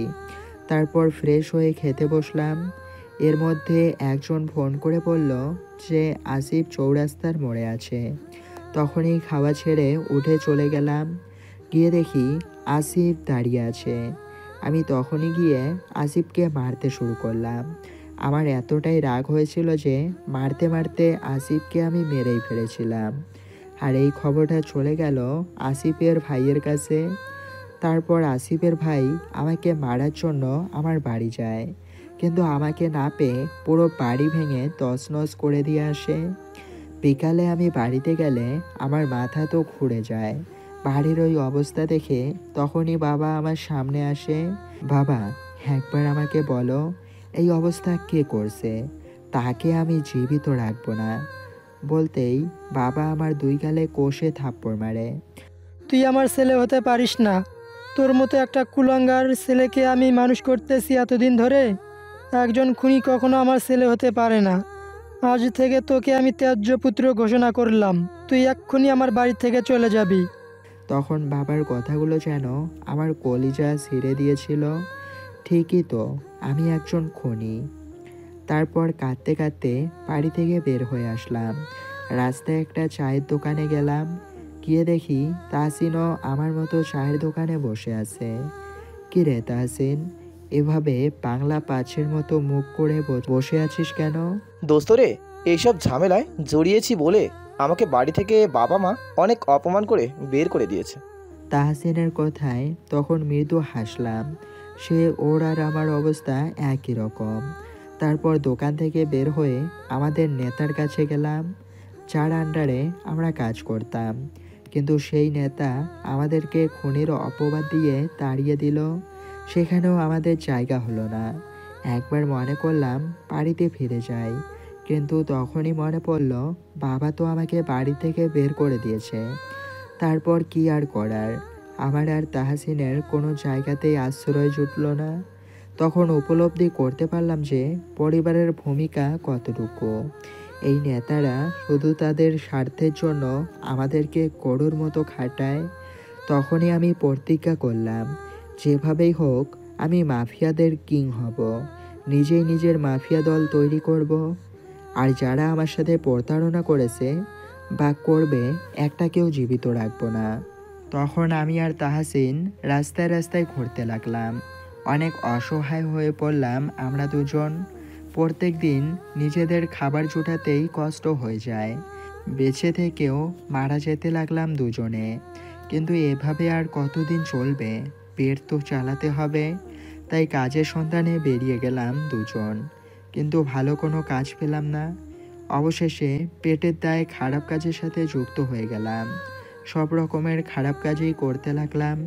এমন কোনো খারাপ কাজ ছিল না যে আমরা করতাম না। চুরি থেকে শুরু করে খুন পর্যন্ত করতে লাগলাম। এক পর্যায়ে মাফিয়াদের দলের সাথে যুক্ত হয়ে গেলাম দুজনে। এখানেও আমাদের কাজের গতি দেখে উপর লেভেলে পাঠানো হলো। কিন্তু আমি তো আগেই ভেবে রেখেছি যে আমি নিজের দল তৈরি করব। আমি আমার নিজের গতিমতো এগোতে লাগলাম। আর তাহসিন তো আমার সাথে আছেই। তারপর থেকে বড় বড় নেতাদের সাথে কাজ করতে লাগলাম, আর গোপনে কৌশলে মাফিয়াদের আমার দলে আনতে লাগলাম। তাহসিনকে এখানেও আমার ডান হাত বানালাম। কিছুদিন পর আমার বিশাল একটা দল হয়ে গেল। আমি সেই মাফিয়ার দলে কাজ করতাম। তার সমস্ত ক্রুকে আমার দলে নিয়ে আসলাম। তখন ওরা শুধু উপরেই মাফিয়ার দলে কাজ করতে লাগলো, কিন্তু ভিতরে আমার আন্ডারে কাজ করতে শুরু করলো। এভাবেই প্রচুর বুদ্ধির সাথে কাজ করে আমি আন্ডারগ্রাউন্ডের মাফিয়া কিং হয়ে উঠলাম। কিন্তু কিভাবে যেন বড় বড় মাফিয়ার আন্ডারগ্রাউন্ডের লিডার আমার বিষয়টা জেনে গেল। আমাকে দেখে বড় মাফিয়ার দলগুলো পাঙ্গা নিতে আসলো, কিন্তু আমার দলের সাথে পারল না। তারপর সব কয়টা মাফিয়া ক্রুকে বন্দি করে আমার দলে নিয়ে আসলাম। আস্তে আস্তে দেশের সব মাফিয়াকে নিজের আয়ত্তে আনলাম।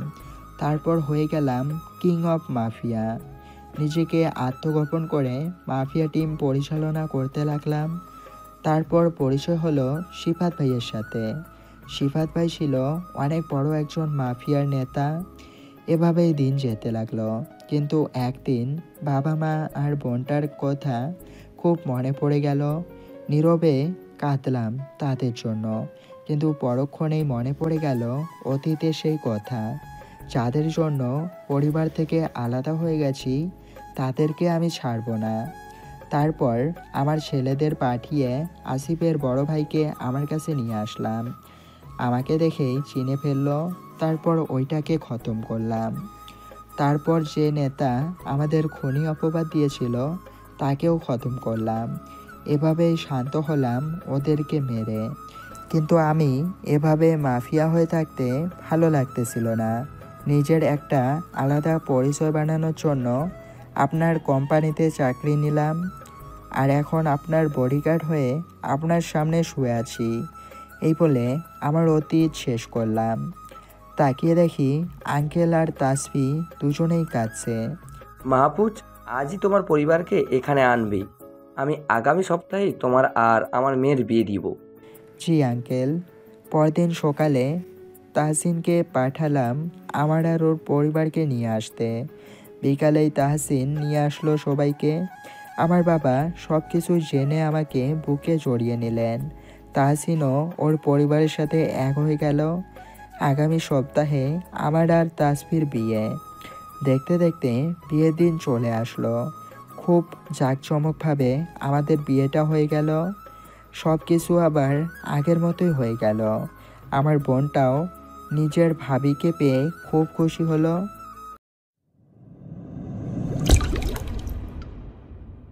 দুই বছর পর মাহফুজ আর তাপসির জান্নাতি হুরের মতো একটা মেয়ে হলো। সবাই ভালোবেসে মেয়ের নাম দিল লামিয়া। এখন দুজন মিলে তাদের পরিটাকে নিয়ে ব্যস্ত আছে। সকালে মাহফুজ তার মেয়েটার সাথে খেলা করছে। হঠাৎ করে ফোনটা বেজে ওঠে। ফোনটা রিসিভ করতেই ওপাশ থেকে কেউ বলে উঠল, ভাই তাড়াতাড়ি হাসপাতালে চলে আসেন, তাহসিনের অবস্থা একদম ভালো না। সাজ্জাদের ছেলেপেলেরা তাহসিনকে প্রায় মেরে ফেলেছে, যে কোনো সময় দুনিয়া থেকে চলে যেতে পারে। মাহফুজ কথাটি শুনে মাটিতে বসে পড়ে, যেন পায়ের নিচ থেকে মাটি সরে গেল। তাহসিন মাহফুজের নিজের ভাইয়ের থেকেও বেশি। চোখ দিয়ে অঝরে পানি পড়ছে। নিজের কানকে যেন বিশ্বাস করাতে পারছে না। আর কিছু না ভেবে মেয়েটাকে ওর মায়ের কাছে দিয়ে দেয়। তারপর স্টোর রুম থেকে মেশিনটা নিয়ে বেরিয়ে পড়ে আর জেরিকে ফোন করে বলে দেয় মাফিয়ার যত ছেলেপিলে আছে সবাইকে আড্ডায় একজোট হওয়ার জন্য, তারপর যেন হাসপাতালে চলে আসে। আচ্ছা ঠিক আছে ভাই। মাহফুজ গাড়িটা অনেক জোরে ড্রাইভ করে হাসপাতালে চলে যায়। তারপর তাহসিনের কেবিনের ঠিকানাটা নেয়। ভিতরে গিয়ে দেখে কয়েকজন কুরু দাঁড়িয়ে আছে। মাহফুজকে দেখে কান্না করে দেয়, ভাই ওরা তাহসিনকে মৃত্যুর পথযাত্রী বানিয়ে দিয়েছে, আমরা ওদেরকে ছাড়বো না। আমি নিজেই শান্ত হতে পারছি না। চোখের পানিতে সব কিছু ঝাপসা দেখি। আর ওদেরকে কি সান্ত্বনা দিব? সামনে তাকিয়ে দেখি তাহসিনের গলা পর্যন্ত কাপড় দিয়ে ঢাকা। মুখে অক্সিজেন মাস্ক থাকা সত্ত্বেও নিঃশ্বাস নিতে পারছে না। কেবিনের দরজা আটকে দিয়ে চিৎকার করে কাঁদতে লাগলাম। দৌড়ে গিয়ে তাহসিনকে জড়িয়ে ধরলাম। তাহসিন রে, তুই না আমার ভাই, আমাকে ছাড়া কিভাবে চলে যাবি? এই যে দেখ, তোর কিচ্ছু হবে না, আমি তোর কিছুই হতে দিব না। একবার আমার সাথে কথা বলে দেখ প্লিজ ভাই। কিন্তু তাহসিনের কোনো সাড়া শব্দ নাই। হঠাৎ করে আমার হাতটা ধরল, তারপর বলল, মাহফুজ রে, আমি তোতাকে খুব ভালোবাসি বলেই হাত ছেড়ে দিল। মাহফুজ তাহসিনের নাকে হাত দিয়ে দেখে মারা গেছে। এদিকে সমস্ত মাফিয়া কুরু কাছে। ঠিক সেই মুহূর্তে জেরি কেবিনে ঢোকে। ভাই এত জরুরি তলব করলেন কেন? তাহসিন আমার কলিজার টুকরা ভাইটাকে ওরা মেরে ফেলেছে। জেরি তাহসিনের লাশ দেখে কাঁদতে কাঁদতে মাটিতে বসে পড়ে। না ভাই, এটা হতে পারে না। তাহসিন ভাই মরতে পারে না, আমি এটা বিশ্বাস করি না। সবার মধ্যেই একটা হাহাকার কাজ করতে থাকে।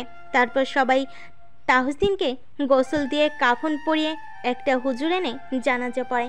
গোপনে সব কাজ শেষ করে। সবাই মিলে মাফিয়ার আড্ডা বসে আছে। একদিকে সবাই শোকাহত, অন্যদিকে সবার ভিতর দাউ দাউ করে আগুন জ্বলছে। সবাই মাফিয়ার আড্ডায় চুপচাপ বসে আছে। মাহফুজও একটা জায়গায় গুটিসুটি মেরে বসে আছে। কিভাবে পারলো ওরা আমার কলিজার টুকরো ভাইটাকে মেরে ফেলতে? হঠাৎ মাহফুজের পকেটের ফোনটা বেজে ওঠে, কিন্তু সেদিকে কোনো খেয়াল নাই। ফোনটা অনেক সময় ধরে বেজে চলেছে। ভাই অনেক সময় ধরে আপনার ফোনটা বাজছে। যার কথায় মাহফুজের ধ্যান হয়। ও হ্যাঁ। মাহফুজ পকেট থেকে ফোন বের করে দেখে বিশেষ কেউ একজন ফোন করেছে। এই কলিজা, কই তুমি? আড্ডায় বসে আছি। এখন আড্ডায় কি করো শুনি? জানো বাসার সবাই কত চিন্তা করছে তোমার জন্য। আমারও তো অনেক চিন্তা হচ্ছে, সেই না বলে কখন বের হয়ে গেছো? তাহসিনকে সাজ্জাদের ছেলেপেলেরা মেরে ফেলেছে। এই তুমি কি বলছো? এইসব উল্টো পাল্টা? তোমার মাথা ঠিক আছে তো? আর কেন মারতে যাবে? আমি এত কিছু জানি না, তবে ওরা আমার কলিজার টুকরা ভাইকে মেরে ফেলেছে। আমি ওদেরকে কেটে টুকরো টুকরো করে কুকুর দিয়ে খাওয়াবো। এই এই পাগল, এত রাগ করে না, শান্ত হও তুমি, আর এখনই বাসায় চলে আসবা। পাঠকরা হয়তো বুঝতে পারছেন না যে কে এই মেয়ে। গল্পের সাথেই থাকবেন, তাহলে বুঝতে পারবেন। তারপর মাহফুজ সবাইকে বিদায় দিয়ে বাসার উদ্দেশ্যে রওনা দেয়। আর বলে যায় তাহসিনকে যারা মেরেছে তাদের সবাইকে খুঁজতে। তারপর ড্রাইভ করে বাসায় চলে যায়। বাসায় ঢুকতেই একজন এসে জড়িয়ে ধরে। মাহফুজ কাঁদতে থাকে। তার কলিজা, এখন কান্না বন্ধ করো। আর কান্না করে না, এই তো দেখো আমি আছি। কিভাবে শান্ত হব বলো? ওরা আমার ভাইটাকে মেরে ফেলেছে। আচ্ছা, এখন শান্ত হও। দুপুরে খেয়েছো তুমি? না, খাওয়া হয়নি। আমি তো জানি যে দুপুরের আগে বের হলে খাও না তুমি, তাই তোমার জন্য রান্না করে রাখছি। এসো, তোমাকে খাইয়ে দেই। মেয়েটা খাবার এনে মাহফুজকে খাইয়ে দেয়। আচ্ছা পাঠকরা এবার বলেই দিই মেয়েটা কে। মেয়েটা হচ্ছে তাসফিয়া। সিজন 1-এ যারা পড়েছেন তারা সবাই জানেন। এ সম্পর্কে আর কিছুই বলা নাই, আর গল্পের সাথে থাকলে বাকি সব জানতে পারবেন। তারপর মাহফুজ বিশ্রাম নেওয়ার জন্য একটা ঘুম দেয়। সন্ধ্যায় ঘুম ভেঙে যায়। পরে ফ্রেশ হয়ে জেরিকে ফোন করে সবাইকে আড্ডায় জড়ো হতে বলে। মাহফুজ মেশিনটা কোমরে গুজে নেয়। তারপর গাড়ি চালিয়ে আড্ডায় চলে আসে। জেরি মাফিয়ার সমস্ত কুরুদেরকে নিয়ে দাঁড়িয়ে আছে। তারপর সবাই মিলে সেই রাতেই সাজ্জাদের সব ছেলেদের তুলে নিয়ে আসে। ঘটনার সাথে 20 জন জড়িত ছিল। সবগুলোকে মাহফুজ নিজ হাতে কুপিয়ে মেরে শহরের বিভিন্ন জায়গায় টানিয়ে রেখে আসে। তারপর সবাই নিজ নিজ ঘরে ফিরে যায়। পরদিন সকালবেলায় তাহসিনের ব্যাপারটা ভাইরাল না হলেও ওদের ব্যাপারটা ভাইরাল হয়ে যায় যে সাজ্জাদের 20 জন ছেলেপেলেকে অন্য গ্যাংয়ের ছেলেরা কুপিয়ে হত্যা করে শহরের বিভিন্ন জায়গায় ফেলে রাখছে। তাদের 20 জনের শরীরেই সাজ্জাদ নামের ট্যাটু ছিল, তাই শনাক্ত করতে কোনো সমস্যা হয়নি। সকাল থেকেই এই নিউজটা টিভির হেডলাইনে বারবার দেখাচ্ছে। খবরের কাগজেও প্রচার করা হয়েছে। খবরটা সাজ্জাদের মূল পাওয়ার পয়েন্ট পর্যন্ত চলে যায়। সাজ্জাদের গ্যাংটা সরাসরি আন্ডারওয়ার্ল্ডের সাথে সম্পৃক্ত। আন্ডারওয়ার্ল্ডের লোকেরাই এই গ্যাংটা পরিচালনা করে। খবরটা দেখে সবারই হুঁশ উড়ে যায়, বিশেষ করে আন্ডারওয়ার্ল্ডের লোকেদের। এই গ্যাংয়ের লিডার হচ্ছে ফাতিন রোস্তার। সবাই মিলে মিটিং করে দেশের মধ্যে একটা স্পেশাল ফোর্স পাঠাবে যারা তাদের দলের লোকেদের সাথে এমন করেছে। তাদের সবাইকে খুঁজে বের করে মারবে। একটা টিম গঠন করে পাঠানোর চিন্তা ভাবনা করে, কিন্তু ওরা তো জানে না দেশের মধ্যে একটা হিংস্র পশু বসে আছে শিকার করার জন্য। দেশের দিকে কেউ কুনজর দিলেই তাদের অস্তিত্ব ধুলে মিশে যাবে। তাহসিন মারা যাওয়ার পর থেকে মাহফুজ যেন কেমন মনমরা হয়ে গেছে। সারাদিন ঘরের মধ্যে নিজেকে বন্দি করে রাখে। যত রকমের ব্যবসা করত সব তো আগে থেকেই ডুবে রয়েছে। কোনো কাজে মন বসছে না। আজ সকাল থেকে না খেয়ে আছে। তাসফিয়া আর সহ্য করতে পারছে না। মাহফুজকে এরকম দেখে যেন কলিজা ফেটে যাচ্ছে। তাই প্লেটে করে খাবার নিয়ে রুমে যায়। দেখে মাহফুজ শুয়ে আছে। তাপসিয়া গিয়ে মাহফুজের বুকে মাথা গুজে শুয়ে পড়ে। তারপর ফুপিয়ে কেঁদে দেয়। তখনই মাহফুজের বুকে মোচড় দিয়ে ওঠে, কারণ সে তাপসিয়ার কান্না সহ্য করতে পারে না। মাহফুজ তাপসিয়ার চোখের পানি মুছিয়ে দেয়। আরে আরে কলিজা, কান্না করছো কেন? তুমি জানো না তোমার কান্না সহ্য করতে পারি না, আর কান্না করলে তোমাকে একদম পেতনির মতো লাগে। মাহফুজের দুষ্টামির কথা শুনে তাপসিয়া রেগে যায়। তারপর মাহফুজের বুকে আলতো করে কিলঘুষি মারতে থাকে। ফুপিয়ে ফুপিয়ে বলতে থাকে, জানো তোমার জন্য আমার কত চিন্তা হয়। তাহসিন ভাইয়া মারা যাওয়ার পর থেকে তুমি যেন কেমন হয়ে গেছো, সবসময় মনমরা হয়ে থাকো। এভাবে থাকলে আমার খুব খারাপ লাগে। তোমাকে ছাড়া নিজেকে খুব একা একা মনে হয়। বলেই কান্না শুরু করে দেয়। এই কলিজা, প্লিজ কান্না করে না। আচ্ছা, আমার ভুল হয়ে গেছে, তোমাকে কষ্ট দিয়ে ফেলেছি। এই যে দেখো কান ধরছি, আর এমন হবে না। বলে মাহফুজ কান ধরে। তাপসিয়া মাহফুজের এমন বাচ্চামি দেখে হেসে দেয়। এই পাগল, একটা কি করছো? এত কিছু করতে হবে না, শুধু সারা জীবন আমার পাশে থাকলেই হবে। আচ্ছা, আমি তোমার জন্য খাবার নিয়ে আসছি। হাঁ করো, আমি খাইয়ে দিচ্ছি। তারপর তাপসিয়া মাহফুজকে খাওয়াতে লাগলো।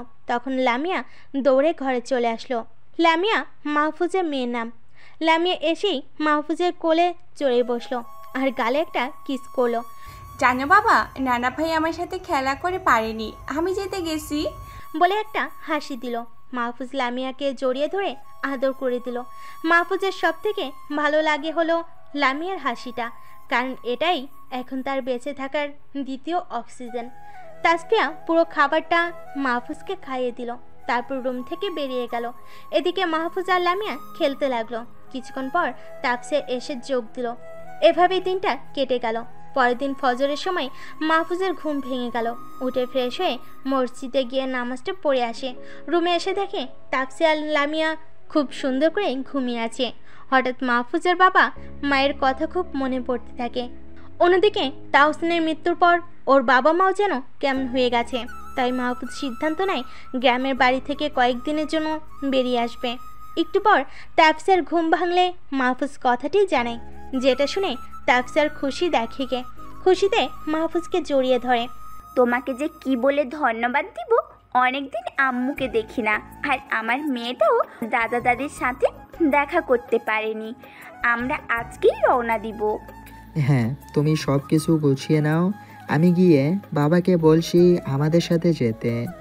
তারপর মাহফুজ গিয়ে বিজয় সাহেবকে ডাক দেয়। বাবা, রুমে আসতে পারি? হ্যাঁ মাহফুজ, আসো, এত অনুমতি নেওয়ার কি আছে। বাবার কাছে গিয়ে বসলাম। ঔষধ খাচ্ছেন?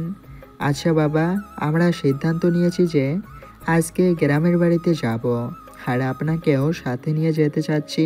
মাহফুজ, সেটা কেমন করে হয়? আমার উপর অফিসের এত কাজের চাপ রয়েছে, তার উপর গ্রামে গেলে মনে হয় না তোমার বাবা মা সহজে আসতে দিবে। কোনো সমস্যা হবে না বাবা, হাতে গোনা কয়েকদিন থাকবো, তারপরেই চলে আসব। আর নীলা তো আছেই, সমস্ত কাজ না হয় এই কয়দিন ওই দেখাশোনা করবে। বাবা প্লিজ চলেন না। বিজয় সাহেব মাহফুজের অনুরোধ আর ফেলতে পারল না, শেষ পর্যন্ত রাজি হয়ে গেলেন। তারপর নীলাকে ফোন করে সব কিছু খুলে বলেন। নীলাও কোনো আপত্তি করলো না। স্যার, আপনি গ্রামের বাড়ি থেকে ঘুরে আসুন, সমস্যা নেই, আমি সব কিছু হ্যান্ডেল করে নেব। আর মাহফুজে যখন এত করে বলছে, তখন আমার মনে হয় আপনি গেলে ভালোই হবে। মাহফুজ বিজয় সাহেবের সাথে কথা শেষ করে রুমে আসে। এসে দেখে তাপসিয়া সব কিছু গুছিয়ে ফেলেছে, আর লামিয়াও ঘুম থেকে উঠে পড়েছে। লামিয়া এক দৌড়ে এসে মাহফুজকে জড়িয়ে ধরে। বাবা, তোমাকে অনেক ধন্যবাদ, তুমি আমাদের দাদুর বাড়িতে নিয়ে যাচ্ছ। জানো, সেখানে আমার সাথে আমার বন্ধুরা খেলা করে। ও তাই নাকি? তাহলে তো খুব খুশির কথা, তাড়াতাড়ি যেতে হবে তাহলে। আর তাসফিয়া, তুমি খাবার কাপড় গুছিয়ে নাও, বাবাকেও নিয়ে যাচ্ছি। তাপসিয়া ওকে বলে রুম থেকে বেরিয়ে যায়। সবাই সকালে নাস্তা করে গ্রামের উদ্দেশ্যে বেরিয়ে পড়ে। সবার মনটাই ফুরফুরে লাগছে, কারণ অনেকদিন পর এই যান্ত্রিক শহরটা ছেড়ে গ্রামের প্রাকৃতিক পরিবেশে পা বাড়ালো। লামিয়া তো পুরো রাস্তা ধরে ওর নানা ভাইয়ের সাথে গল্প করেছে। বিজয় সাহেবও লামিয়ার সাথে হাসি মজা করতে করতে গেছে। বিকেলের দিকে সবাই মিলে গ্রামে পৌঁছে যায়। সবাইকে দেখে মাহফুজের ছোট বোন দৌড়ে আসে। ভাইয়া, কেমন আছিস তুই? এই তো ভালো আছি রে, তুই কেমন আছিস? মাহফুজের বোন তাইবা বলল, না, ভালো ছিলাম না, এখন তোরা সবাই এসেছিস, অনেক ভালো থাকবো। এখন তো সবাই ঘরে চল। হ্যাঁ চল। তারপর সবাই মিলে বাড়ির মধ্যে যায়। মাহফুজের মা সবাইকে দেখে দৌড়ে এসে মাহফুজকে জড়িয়ে ধরে আর কান্না করে দেয়। আরে আরে আরে আম্মু, কান্না করছো কেন? এখন আর কান্না করো না। আগে বল, কয়দিন থাকবি তোরা সবাই? এই তো সপ্তাহখানিক থাকবো। তারপর সবাই ভিতরে চলে যায়। কিছুক্ষণ বিশ্রাম নেয় মাহফুজ। তারপর লামিয়া ডাক দেয়। লামিয়া তখনই রুমে চলে আসে। বলো বাবা, ডাকছো কেন? আম্মু চলো আমরা বাইরে থেকে ঘুরে আসি। তারপর তাপসিকেও সাথে নেয়। বাইরে যেতে গেলেই মাহফুজের আম্মু এসে পথ আটকে। মাহফুজ, কই যাচ্ছিস তুই? এই তো আম্মু, বাইরে থেকে একটু ঘুরে আসি। বাইরে যাচ্ছিস, ভালো কথা। এলাকাটা এখন বেশি ভালো নাই, কোনো প্রকার মারামারি করে আসবি না। ওকে ঠিক আছে বলে তিনজনে বাইরে বেরিয়ে যায়। কিছুক্ষণ ধরে ওরা সবাই সৌন্দর্য উপভোগ করে। তারপর একটা রাস্তা দিয়ে হাঁটতে থাকে। হঠাৎ দূরে দেখতে পাই কিছু লোকের ভিড়। মাহফুজ কৌতূহলবশত সেখানে যায়। ভিড় ঠেলে সামনে আগায়। দেখে কিছু ছেলেপেলে মিলে একটা বয়স্ক লোককে খুব মারছে। মাহফুজ সেটা দেখে ছেলেগুলোকে ধাক্কা মেরে দূরে সরিয়ে দেয় আর লোকটাকে মাটি থেকে উঠায়। চাচা আপনি ঠিক আছেন তো? লোকটা হ্যাঁ বলে মাথা নাড়ে। ঠিক তখনই একটা ছেলে এসে মাহফুজের পিঠে একটা লাথি মারে। সাথে সাথে বেশ কয়েক হাত দূরে গিয়ে মাহফুজ পড়ে যায়। সেটা দেখে লামিয়া বাবা বলে চিৎকার দিয়ে মাহফুজের কাছে চলে যায়। তাপসেও দৌড়ে মাহফুজকে আগলে নেয়। বাবা, তোমার কিছু হয়নি তো? বলেই ফুপিয়ে কেঁদে দেয়। দাঁড়াও মা, ওদেরকে একটু শিক্ষা দিয়ে আসি। বলেই ফুপিয়ে কেঁদে দেয়। মাহফুজ সামনে তাকিয়ে দেখে ওরা আবার লোকটাকে মারছে। এবার লোকটাও ওদের কাছে হাত জোর করে মিনতি করছে তাকে ছেড়ে দেওয়ার জন্য। চারপাশের লোকজন এসব দেখে মজা নিচ্ছে। লামিয়াকে কোলে নিয়ে শান্ত করে মাহফুজ ওদের কাছে গিয়ে আটকায়। আরে ভাই, উনি বৃদ্ধ মানুষ, ওনাকে মারছেন কেন? এই তুই কে রে? এলাকার এত মানুষ থাকতে তুই নাক গলাচ্ছিস কেন? কথা না বলে সামনে থেকে যা। আরে ভাই, এভাবে মারলে উনি তো মারা যাবে। সবার কথাবার্তা শুনে তাপসিয়া তো মূর্তির মতো দাঁড়িয়ে আছে, সাথে অনেক ভয় করছে যদি কিছু হয়ে যায়। এবারে একটা ছেলে ওর বুকে সজোরে একটা লাথি মারে। এই তোর এত লাগে কেন রে? দাঁড়া, তোর এই লোকটার মতো অবস্থা করতেছি। মাহফুজ দূরে ছিটকে গিয়ে পড়ে। মাহফুজের রাজকন্যাটা কোলে মাথা থাকে ঠাস করে মাটিতে পড়ে যায়। একটা ছেলে লামিয়াকে তুলে নিয়ে ফিক্কে মারে। লামিয়া ব্যথা পেয়ে কান্না করে দেয়। এবার মাহফুজের মাথায় তো রক্ত উঠে যায়। পাশে থেকে একটা লাঠি নিয়ে সব কয়টাকে এলো পাথারি মারতে শুরু করে। সবাই তো মার খেয়ে মাটিতে গড়াগড়ি শুরু করে দেয়। তখনই তাপসিয়া মাহফুজের কাছে আসে। মাহফুজ, তুমি ওদেরকে ছেড়ে দাও আর মেরো না ওদেরকে। এই তুই কাজটা কিন্তু ভালো করলি না। তুই জানিস না কাদের গায়ে হাত দিয়েছিস। আজকেই তোর জীবনটা শেষ করে দিব। কত বড় সাহস আমাদের সাথে পাঙ্গা নিস। আমাদের আরো ছেলে পেলে আসতেছে, তোকে কেটে টুকরো টুকরো করব। মাহফুজ মনে মনে হাসে। আমার ছেলেরা আমার সাথে পাঙ্গা নেয়। একটু পরেই 50 থেকে 60 জনের মতো আরো ছেলে পেলে চলে আসে। তাসফিয়া, তুমি লামিয়াকে রাখো, আমি ওদের 12টা বাজিয়ে আসি। মাহফুজ পিছন থেকে মেশিনটা বের করে ওদের সামনে ধরে। সাথে সাথে ছেলেগুলো ভয় পেয়ে পিছনে সরে যায়, কারণ মুখ দিয়ে কোনো কথা বের হচ্ছে না। গ্রামবাসীরাও ভয় পেয়ে আছে। এই তোরা কোন দলের রে? তোরা যেই মাফিয়ার পাওয়ার নিয়ে চলিস, সেই মাফিয়ার রুলস কি জানিস তোরা? এই তুই হাতের থেকে মেশিনটা ফেলে দে, তারপর আমাদের সাথে লাগতে আয়, দেখি কেমন পারিস। তোদের সাথে আমার লাগার কোনো দরকার নাই। আমার নাম শুনলেই তো তোদের আত্মার পানি শুকিয়ে যাবে। ওদের মধ্যে থেকে লিডার যেটা সেটা বলে উঠল। এই তুই কে রে, এত বকবক করছিস? মাহফুজ মাহমুদের নাম শুনেছিস কখনো? যে কিনা কিংস অফ মাফিয়া। হ্যাঁ, নাম তো শুনেছি, আর আমরা তো সেই মাফিয়াই এর লোক, কিন্তু তাকে কখনো দেখি নাই। সেই মাহফুজ মাহমুদ হলো আমি। কিন্তু সবার মনে একটা খটকা লাগে, আসলে কি কিংস অফ মাফিয়া না নকল? লিডারটা বলো। আচ্ছা, আমরা কখনো আমাদের বসকে দেখি নাই, তবে তার ব্যাপারে একটা কথা জানি যে তার হাতের মধ্যে কিং নামের একটা ট্যাটু আছে। যদি দেখাতে পারো তাহলে মেনে নিব যে তুমিই আসল। মাহফুজ তখনই শার্টের হাতাটা উপরে উঠায়, সাথে সাথে ট্যাটুটা বের হয়ে আসে। ভয়তে যেন তাদের আত্মা বের হয়ে যাওয়ার কায়দা। সবাই মাটিতে মাথা নিচু করে বসে পড়ে, আর লিডারটা মাহফুজের পায়ের উপর এসে হুমড়ি খেয়ে পড়ে। প্লিজ ভাই, আমাদেরকে মাফ করে দেন, আমাদের ভুল হয়ে গেছে। এই তোদের মতো কিছু লিডারের জন্য মাফিয়ার নামে বদনাম হচ্ছে। ভাই, দ্বিতীয়বার এরকম হবে না, আমরা অনেক বড় ভুল করে ফেলেছি। আচ্ছা যা, আজকের মতো মাফ করে দিলাম। আর যদি কখনো এমন করিস, সব কয়টাকে মেরে লাশ বানিয়ে দিব। লাশটাও কেউ খুঁজে পাবে না।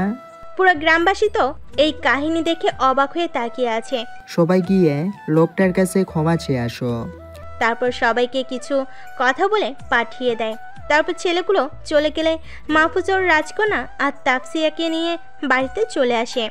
মাহফুজের কয়েকটা জায়গায় কেটে গেছে, লামিয়ার হাত কেটে রক্ত পড়ছে। ওদের এই অবস্থা দেখে তো মাহফুজের মা কান্না করে দেয়। এই ছেলে, তুই কি আমাকে কখনো শান্তি দিবি না? এই গ্রামটাতে এসেও নিজের অকাজ করতে থামলি না। কি করব আম্মু বলো? রাস্তা দিয়ে হাঁটতে দেখি কয়েকজন মিলে একটা বৃদ্ধ লোককে মারছে। হ্যাঁ তাই, একেবারে গরিবের রবিনহুড হয়ে বাঁচতে গেলি। এই তাই বা ডেটল নিয়ে আয় তো। বৌমা, তুমি লামিয়াকে কোলে রাখো। মাহফুজের বাবা আর শ্বশুর ঘর থেকে বেরিয়ে এসে ওদের এই অবস্থা দেখে মাহফুজের বাবা বলেন, কিরে মাহফুজ, এখানেও শান্তিতে থাকতে পারবি না দেখছি। আর কতদিন এসব করে চলবে বল? বাবা, ওখানে একটা লোককে মারছিল। থাক, আর বলতে হবে না, অনেক দয়ালু হয়ে গেছিস। তুই আমার নাতনিটাকেও জড়িয়ে নিয়েছিস। এখন ফ্রেশ হয়ে বিশ্রাম নে। মাহফুজের বাবার শ্বশুরও ঘর থেকে বেরিয়ে এসেছে ওদের এই অবস্থা দেখে। মাহফুজের বাবা বলে, তারপর মাহফুজ আর লামিয়াকে পরিষ্কার করে দিল, ডেটল দিয়ে ক্ষত জায়গাটা ব্যান্ডেজ করা হলো। রাতে খাওয়া দাওয়া করে সবাই ঘুমিয়ে পড়লাম। আজকে লামিয়া মায়ের কাছে শুয়েছে। তাসফিয়া আমাকে জড়িয়ে ধরে ছোট বাচ্চার মতো শুয়ে আছে। কি যে মায়াবী লাগছে ওকে। থাক, আর কিছু না ভেবে ঘুমিয়ে পড়লাম। এভাবেই কয়েকদিন কেটে গেল। অনেক আনন্দে দিন কাটলো। শহরের তুলনায় গ্রামের পরিবেশই অনেক ভালো। মনে হয় সারা জীবন গ্রামেই থেকে যাই। কিন্তু আমি শহরে না থাকলে যে মাফিয়া টিম টিকতে পারবে না। একদিন সকালে ফোনের আওয়াজে ঘুম ভাঙলো। ঘুম ঘুম চোখে স্ক্রিনে তাকিয়ে দেখি জেরি ফোন করছে। ফোনটা তখনই রিসিভ করলাম। হ্যাঁ জেরি, বল, কেমন আছিস? অনেক ভালো আছি ভাই, তবে একটা কথা বলতে ফোন করছি। হ্যাঁ বল, কি বলবি? ভাই, সাজ্জাদ আন্ডারওয়ার্ল্ডের সাথে কানেক্টেড। আপনি ওর ভাইটাকে মেরে ফেলার পর ও আপনাকে মেরে ফেলার প্ল্যান করেছে। তাই বিশেষ একটা ফোর্স নিয়ে 2 দিনের মধ্যে দেশে ঢুকতে চলেছে। শুনেছি ওর দলে যারা আছে সবাই একজন একজন দানবের মতো, আর প্রচুর হিংস্র। একাই একজন 10 জনের সমান। ভাই, আমার প্রচুর ভয় করছে, আপনি তাড়াতাড়ি চলে আসেন। ওকে, তুই চিন্তা করিস না, আমি কালকেই চলে আসতেছি বলে ফোনটা কেটে দিলাম। তারপর উঠে ফ্রেশ হয়ে সবাইকে বললাম যে কালকে চলে যাব। আম্মু তো কোনোভাবেই যেতে দিবে না। শেষ পর্যন্ত অনেক কষ্টে রাজি করালাম। পরদিন সকালে খাবার খেয়ে সবাই মিলে রওনা দিলাম। অনেক তাড়াতাড়ি শহরের দিকে গেলাম। বিকালের দিকে পৌঁছাতে দেখি সবাই এদিক ওদিক দৌড়াদৌড়ি করছে। কি হচ্ছে কিছুই বুঝতে পারলাম না। আমাদের গাড়িটা রাস্তায় জ্যামে আটকে গেল। গাড়ি থেকে বের হয়ে সামনে চলে গেলাম। গিয়ে তো অবাক হয়ে গেলাম, দানবের মতো এক একটা দাঁড়িয়ে আছে। সবাইকে আমার ফটো দেখানো হচ্ছে। যেই বলছে সে দেখে নাই, তাকেই তুলে তুলে ছুঁড়ে মারছে। হঠাৎ করে কই থেকে যেন জেরি চলে আসলো, এসেই আমাকে দূরে নিয়ে গেল। ভাই, সাজ্জাদের সেই আন্ডারওয়ার্ল্ডের স্পেশাল টিম এরাই। ভাই, এদেরকে যেরকম ভাবছিলাম তার থেকেও এরা বেশি শক্তিশালী। আমাদের যেগুলো মাফিয়ার ছেলেপেলে আছে তারা এই স্পেশাল টিমের কাছে টিকতে পারবে না। ওই জেরি, তুই এত ভয় পাস না। এরা যেরকম শক্তিশালী হোক না কেন, সব কয়টাকেই জমের বাড়ি পাঠিয়ে ছাড়বো। তুই একটা কাজ কর, আড্ডায় মাফিয়া ছেলে পেলে হাজির কর। আমি পরিবারের লোকদের বাসায় পৌঁছে দিয়ে আসি। ঠিক আছে ভাই। বলেই চলে গেল মাহফুজ। তারপর সবাইকে বাসায় দিয়ে আড্ডায় চলে আসে। ভিতরে জেরি সবাইকে নিয়ে বসে আছে। মাহফুজ ভিতরে যেতেই সবাই দাঁড়িয়ে যায়। সবার মনে একটা ভয়ের ছাপ। মাহফুজ গিয়ে জেরির পাশে বসে। ভাই, এখন আমরা কি করব? গোপন সূত্র থেকে জানতে পারলাম সাজ্জাদ দেশে চলে এসেছে। কালকে আপনার উপর অ্যাটাক করবে, তারপর এখানে রাজত্ব করবে। সাজ্জাদের তো রাগ রয়েছে আপনার উপর, কারণ আপনি ওর ভাইটাকে মেরে ফেলেছেন। ওসব নিয়ে কোনো চিন্তা করিস না। যারাই এই দেশটাকে নিয়ে বাজে চিন্তা মাথায় আনবে তাদেরকেই দুনিয়া থেকে পরপারে পাঠিয়ে দিব। সাজ্জাদের অবস্থা কালকে দেখা যাবে। আমি আজকে ফিরোজ ভাইকে ফোন করে জানিয়ে দেব, যাতে ফাতিন রোস্তারকে এখানে না আসতে বলে। তাহলে ও আরও কয়দিন বেঁচে থাকতে পারবে। আর জেরি, তুমি আমার মাফিয়া সম্পর্কে এখনও বেশি কিছু জানতে পারো নাই। এখনও তোমার অজানা অনেক কিছু রয়ে গিয়েছে। মাফিয়ার একটা বিশেষ টিম গোপন একটা জায়গায় মাটির নিচে ট্রেনিং দেওয়া হচ্ছে। ওদেরকে স্পেশালভাবে প্রশিক্ষণ করানো হচ্ছে, যাতে করে দেশে যে কোনো বড় কাজ নিমিষেই করে ফেলতে পারে। আর ওরা এক একজন হায়নার থেকেও হিংস্র। ভাই, আপনি তো এই কথাটা আগে বলেননি আমাকে। আমি আরও ভাবলাম ওদের সাথে পেরে উঠবো কিভাবে। আচ্ছা, আজকে আড্ডা এখানেই শেষ। সবাই নিজেদের জায়গায় চলে যাও। মাহফুজের অর্ডার শুনে সবাই আড্ডা থেকে বেরিয়ে যায়। তারপর মাহফুজ জেরিকে সাথে করে নিয়ে বেরিয়ে আসে। জেরিকে বলে দেয় গোপনে সকল কিছু ইনফরমেশন যেন নিয়ে রাখে। তারপর দুজনে বাসায় চলে যায়। মাহফুজা বাসায় পৌঁছাতে রাত হয়ে যায়। বাসায় গিয়ে কলিং বেল দিতেই তাসফিয়া এসে দরজা খুলে দিল। ভিতরে এসে ফ্রেশ হয়ে রুমে চলে গেল। লামিয়া খাটের উপর বসে খেলা করতেছে। মাহফুজকে দেখে বাবা বলে জড়িয়ে ধরল। তুমি কোথায় ছিলে বাবা? এই তো মা, বাইরে একটু কাজের জন্য ছিলাম। আচ্ছা, তুমি রাতে খেয়েছো? বাবা, আম্মু খাইয়ে দিয়েছে। আচ্ছা ঠিক আছে, তোমার আম্মুকে বলে দিচ্ছি যাতে তোমাকে ঘুম পাড়িয়ে দেয়। তারপর তাসফিয়াকে ডাক দিলাম। হ্যাঁ বলো, ডাকছো কেন? রাতের খাবার কি খেয়েছো? তোমাকে ছাড়া কখনো খেয়েছি আমি? হুম। ওকে ঠিক আছে, লামিয়াকে ঘুম পাড়িয়ে দিয়ে টেবিলে এসো, দুজন মিলে খেয়ে নেই। ওকে ঠিক আছে। তারপর তাসফিয়াকে লামিয়াকে ঘুম পাড়িয়ে দিল। এদিকে মাহফুজ খাবার টেবিলে বসে আছে। তাসফিয়া আসার পর দুজন মিলে খেয়ে নিল। খাওয়া দাওয়া শেষ করে মাহফুজ ছাদে চলে যায়। সেখানে থাকা একটা সোফায় বসে। তারপর ফিরোজ ভাইকে ফোন করে। একবার ফোন করতেই ধরে ফেলে। हाँ महफूज भाई, मुझे बताओ तुम कैसे हो? हाँ भाई, मैं ठीक हूँ, तुम कैसे हो? हाँ भाई, मैं बहुत अच्छा हूँ। तो इतने दिनों बाद मुझे फिर से याद आया भाई। अरे ऐसा कुछ नहीं है, बहुत काम के लिए रात नहीं कर रहा। मैं तुमको कुछ कारण के लिए बुलाया। फातिन रोस्तर मेरे देश में आया चाहते हैं। फातिन रोस्तर मेरे देश में आना चाहते हैं, सब कुछ कब्जा में करना चाहते हैं। उससे कहो कि भाना आए, और अगर कब्जे की बात आते हैं तो रोस्तर जान नहीं ले सकते। ठीक है, मैं उसको बात कर रहा हूँ और मैं आपको बता दूंगा रोस्तर हमला करूँगा क्या। তারপর মাহফুজ ফোনটা কেটে দেয়। একটু পরে আবার ফোন করে।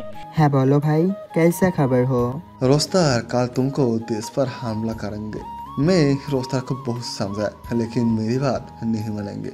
बहुत शुक्रिया, तुम खुश रहो। এই বলে মাহফুজ ফোনটা কেটে দেয়। মাথায় পুরো আগুন জ্বলছে। শুধু একবার দেশের মাটিতে পা রেখে দেখ, তোদের অস্তিত্ব ধুলোয় মিশিয়ে দিব। তারপর মাহফুজ হাবিবকে ফোন করে, যে মাটির নিচের মানুষগুলোকে হায়না করার প্রশিক্ষণের কাজে আছে। হাবিব, কালকে তুমি পুরো মাফিয়ার হায়নাগুলোকে মুক্ত করে দিবে, কারণ দেশের মাটিতে রক্ষা করতে হবে। সব থেকে বড় আন্ডারওয়ার্ল্ডের মাফিয়াকে ধুলোয় মিশিয়ে দেব। কালকে পুরো শহরে রক্তের বন্যা বইবে। মাহফুজ ছাদ থেকে নিচে এসে দেখে তাসফিয়া ঘরে নেই। তাসফিয়াকে পুরো বাড়ি খুঁজে ফেলে, কিন্তু কোথাও পায় না। এই তাসফিয়া আবার কই গেল? তখনই মাহফুজের ফোনে অপরিচিত একটা নাম্বার থেকে ফোন আসে। হ্যালো, কে বলছেন? আমি যেই হই না কেন, তোর তাসফিয়া আমাদের কাছে। ওকে বাঁচাতে হলে সাজ্জাদের কাছে তোকে আত্মসমর্পণ করতে হবে, হয়তো তুই ওকে খুঁজেও পাবি না। বলেই ফোনটা কেটে দিল। মাহফুজের মাথায় তো আগুন ধরে যায়। নিষ্পাপ মেয়েটা ঘুমিয়ে রয়েছে। তাসফিয়ার কিছু হয়ে গেলে মেয়েটা তো মাহারা হয়ে যাবে। মাহফুজ তখনই জেরির কাছে ফোন করে। জেরি, তাসফিয়াকে কেউ কিডন্যাপ করে নিয়ে গেছে। আমার তাসফিয়া কোথায় আছে জানতে চাই। ভাই, আপনি কোনো চিন্তা করবেন না, আমি দেখতেছি বিষয়টা। জেরি ফোনটা রেখে দেয়। মাহফুজ শুধু পায়চারি করতে থাকে। মাথাটা যেন ঝিম ধরে আছে, চোখ দিয়ে পানি পড়ছে। একটু পর জেরির ফোন আসে। হ্যাঁ জেরি, বলো কি খবর? ভাই, তাসফিয়া ম্যামকে সাজ্জাদের ছেলেপেলেরা তুলে নিয়ে গেছে। আর গোপন সূত্র থেকে জানতে পারলাম যে রোস্তার আর সাজ্জাদ মিলে আজ রাতেই আপনার উপর অ্যাটাক করবে। তাসফিয়াকে সেই সুযোগে ওরা কাজে লাগিয়েছে আপনার দুর্বলতার জন্য। ওকে ঠিক আছে, আমি ওদেরকে শেষ করে দেব। মাফিয়ার সমস্ত কুরুকে আড্ডায় জড়ো করো। রোস্তারের কুরু সবাই একটা চক্র করে যে ওরা মাফিয়ার আড্ডাকে পুরো ঘিরে ফেলবে, শুধু সময়ের অপেক্ষায় বসে আছে। মাহফুজ জেরি থেকে তো আগে থেকে গোপন সূত্রে জানতে পেরে যায় যে রোস্তারের টিম অ্যাটাক করবে। এদিকে মাফিয়ার টিম পুরোপুরি তৈরি হয়ে বসে আছে। মাফিয়ার কয়েক হাজার ক্রু একত্র হয়, যাদের সবার মধ্যে একটা চিন্তা কাজ করছে, তারা রোস্তরের নাম চিরতরে মুছিয়ে দিবে। মাহফুজের বুকে সৎ সাহস আছে, যারা এদেশের দিকে কুনজর দিবে তাদের সবার অস্তিত্ব চিরতরে বিলীন করে দিবে। কিন্তু তাসফিয়ার জন্য তার অনেক খারাপ লাগছে। ওর যদি কিছু হয়ে যায়, কিন্তু না, মাহফুজ নিজের মনকে শক্ত করে তাসফিয়ার কিছু হতে দিবে না। সবাইকে জড়ো করে নিয়ে মাহফুজ কিছু কথা বলে। শোনো সবাই, কেউ পিছু পা হবে না, সবাই দেশের জন্য লড়বে। দেশের দিকে কুনজর দেওয়ায় শকুনগুলোকে তাড়াতে হবে আমাদেরই। আর আমার জন্য কোনো প্রকার চিন্তা করবে না, যত সময় পাবো রুখে দাঁড়াবো। দেশ থেকে কুলাঙ্গারদের তাড়াতে সর্বোচ্চ লড়াই করবে। সবার মধ্যে তো জোশ উঠে আছে। যার যাই হোক না কেন, ফাতিন রোস্তরের অস্তিত্ব সহ ধুলে মিশিয়ে দিবে। সবাই যার যার পজিশনে সেট হয়ে যায়। এদিকে ফাতিন রোস্তার আর সাজ্জাদ তাদের সমস্ত ক্রুদের নিয়ে মাফিয়ার আড্ডায় চলে যায়। তারা গিয়ে মাফিয়ার পুরো আড্ডাকে ঘিরে ফেলে। আড্ডার ভিতরে মাফিয়ার কিছু কুরু সহ মাহফুজ বসে আছে। ফাতিন আর সাজ্জাদ তাদের কিছু কুরু নিয়ে মাফিয়ার আড্ডায় ঢুকে পড়ে।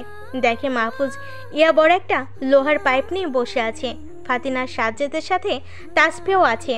তাসফিয়াকে দেখে মাহফুজের কলিজা যেন ছিঁড়ে যাচ্ছে, তাও সে নিজেকে শক্ত করে। हाय महफूज महमूद, हमने तुम्हारे अड्डे को चारों तरफ से घेर लिया, आप सरेंडर कर दो। या फातिन रोस्तर, इतनी भी जल्दी क्या है? बाप का खेल दिखाना अभी भी बाकी है। हाँ, ताद देना पड़ेगा। तेरे पे जिगर है मेरे दोस्त, जैसा तेरे बारे में सुना था वैसे भी किया। ज्यादा बड़ा खिलवाड़ है तू। अब्बे समझने में गलती कर दी, और यह जो जिंदा जाने नहीं पाएगा, इसलिए एक कहावत है, समय रहने पे उसका कदर करो, नहीं तो समय तुम्हें दौड़ा दौड़ा के मारेगा। ये छोकरा, ये गलतफहमी मैं दूर कर दूंगा। बाहर तो देख मेरे आदमी कितने हैं और तू कितना है। মাহফুজ হাসতে থাকে। मैं उन्हें मारूंगा, मैं धुलाई से मिला दूंगा, कुछ समय से समझा दूंगा। সাজ্জাদের আর ওর একটা টিম মাহফুজকে মারতে এগিয়ে যায়, কিন্তু মাহফুজ আর ওর সাথে যারা ছিল সবাই মিলে সাজ্জাদের টিমটাকে মেরে মাটিতে শুইয়ে দেয়। মাহফুজ নিজেই ওই টিমের বেশিরভাগ মানুষকে মেরে কিমা বানিয়ে দেয়, আর সাজ্জাদকে তো মাফিয়া কুরোরা মেরে ফেলেছে। ये छोकरा मुझे मारने आया, तुम नहीं जानते कि मैं तुम्हारा बाप रे साले। একটা ছেলের মুখের ওপর পাড়া দিয়ে পুরো মুখ থেতলে দেয়।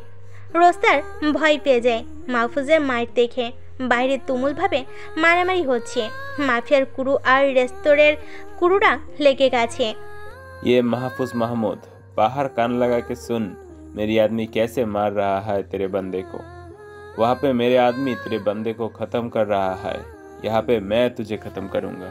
এবার রোস্তার ওর শক্তিশালী ফোর্সকে পাঠায় আকাশকে মারার জন্য, যে টিমটাকে সোলজার অফ রোস্টার বলা হয়। মাহফুজ এবার পিছনে সরে গিয়ে মুখে হাত দিয়ে সিটি বাজায়। সাথে সাথে মাফিয়ার হায়নাগুলো উঠে আসে। রোস্টার ও মাফিয়ার হায়নাদের মধ্যে তুমুল আকারে মারামারি শুরু হয়ে যায়। বাইরেও তুমুল আকারে মারামারি হচ্ছে। এবার রোস্টার মাহফুজকে মারার জন্য তেড়ে আসে।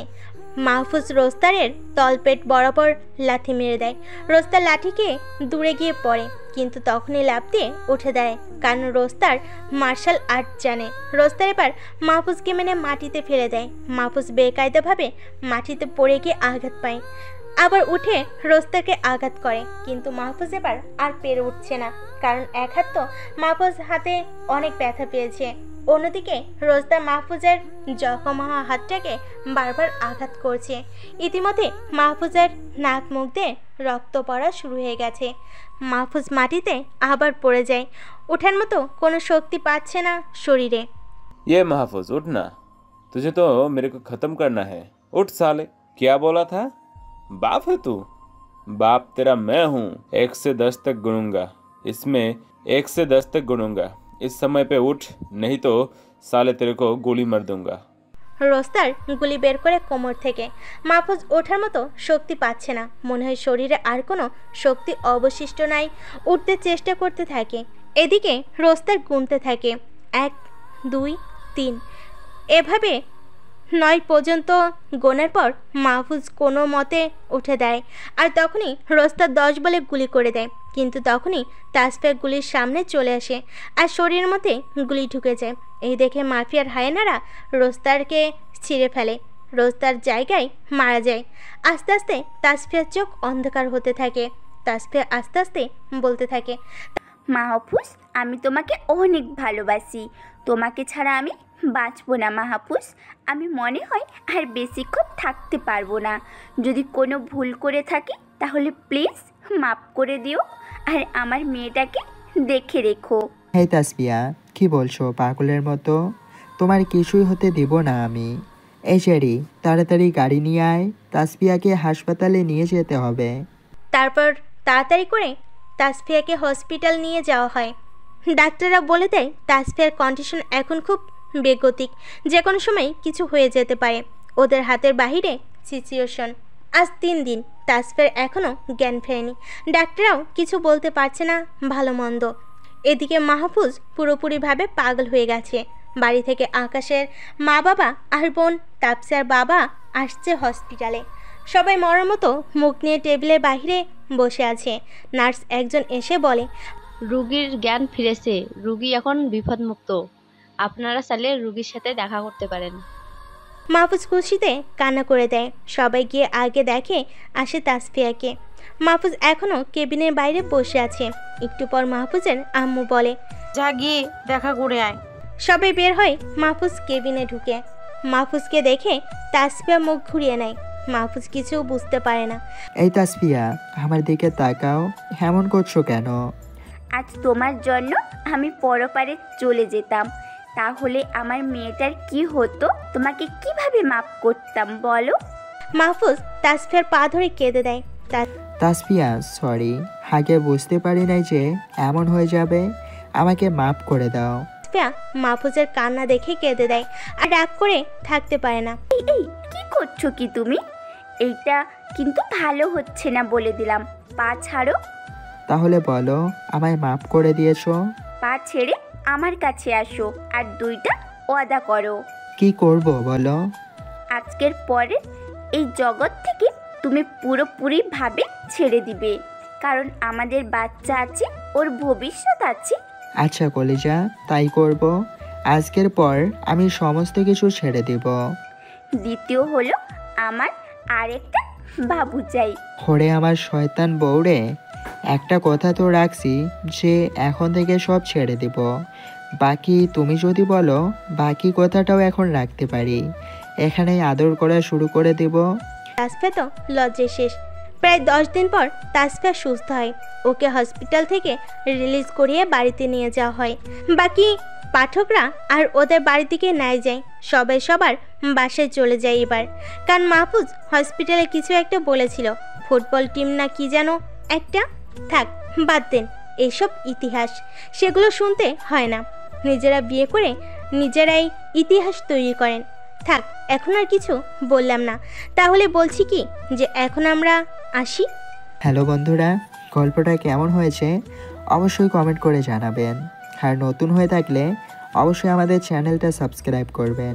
ধন্যবাদ।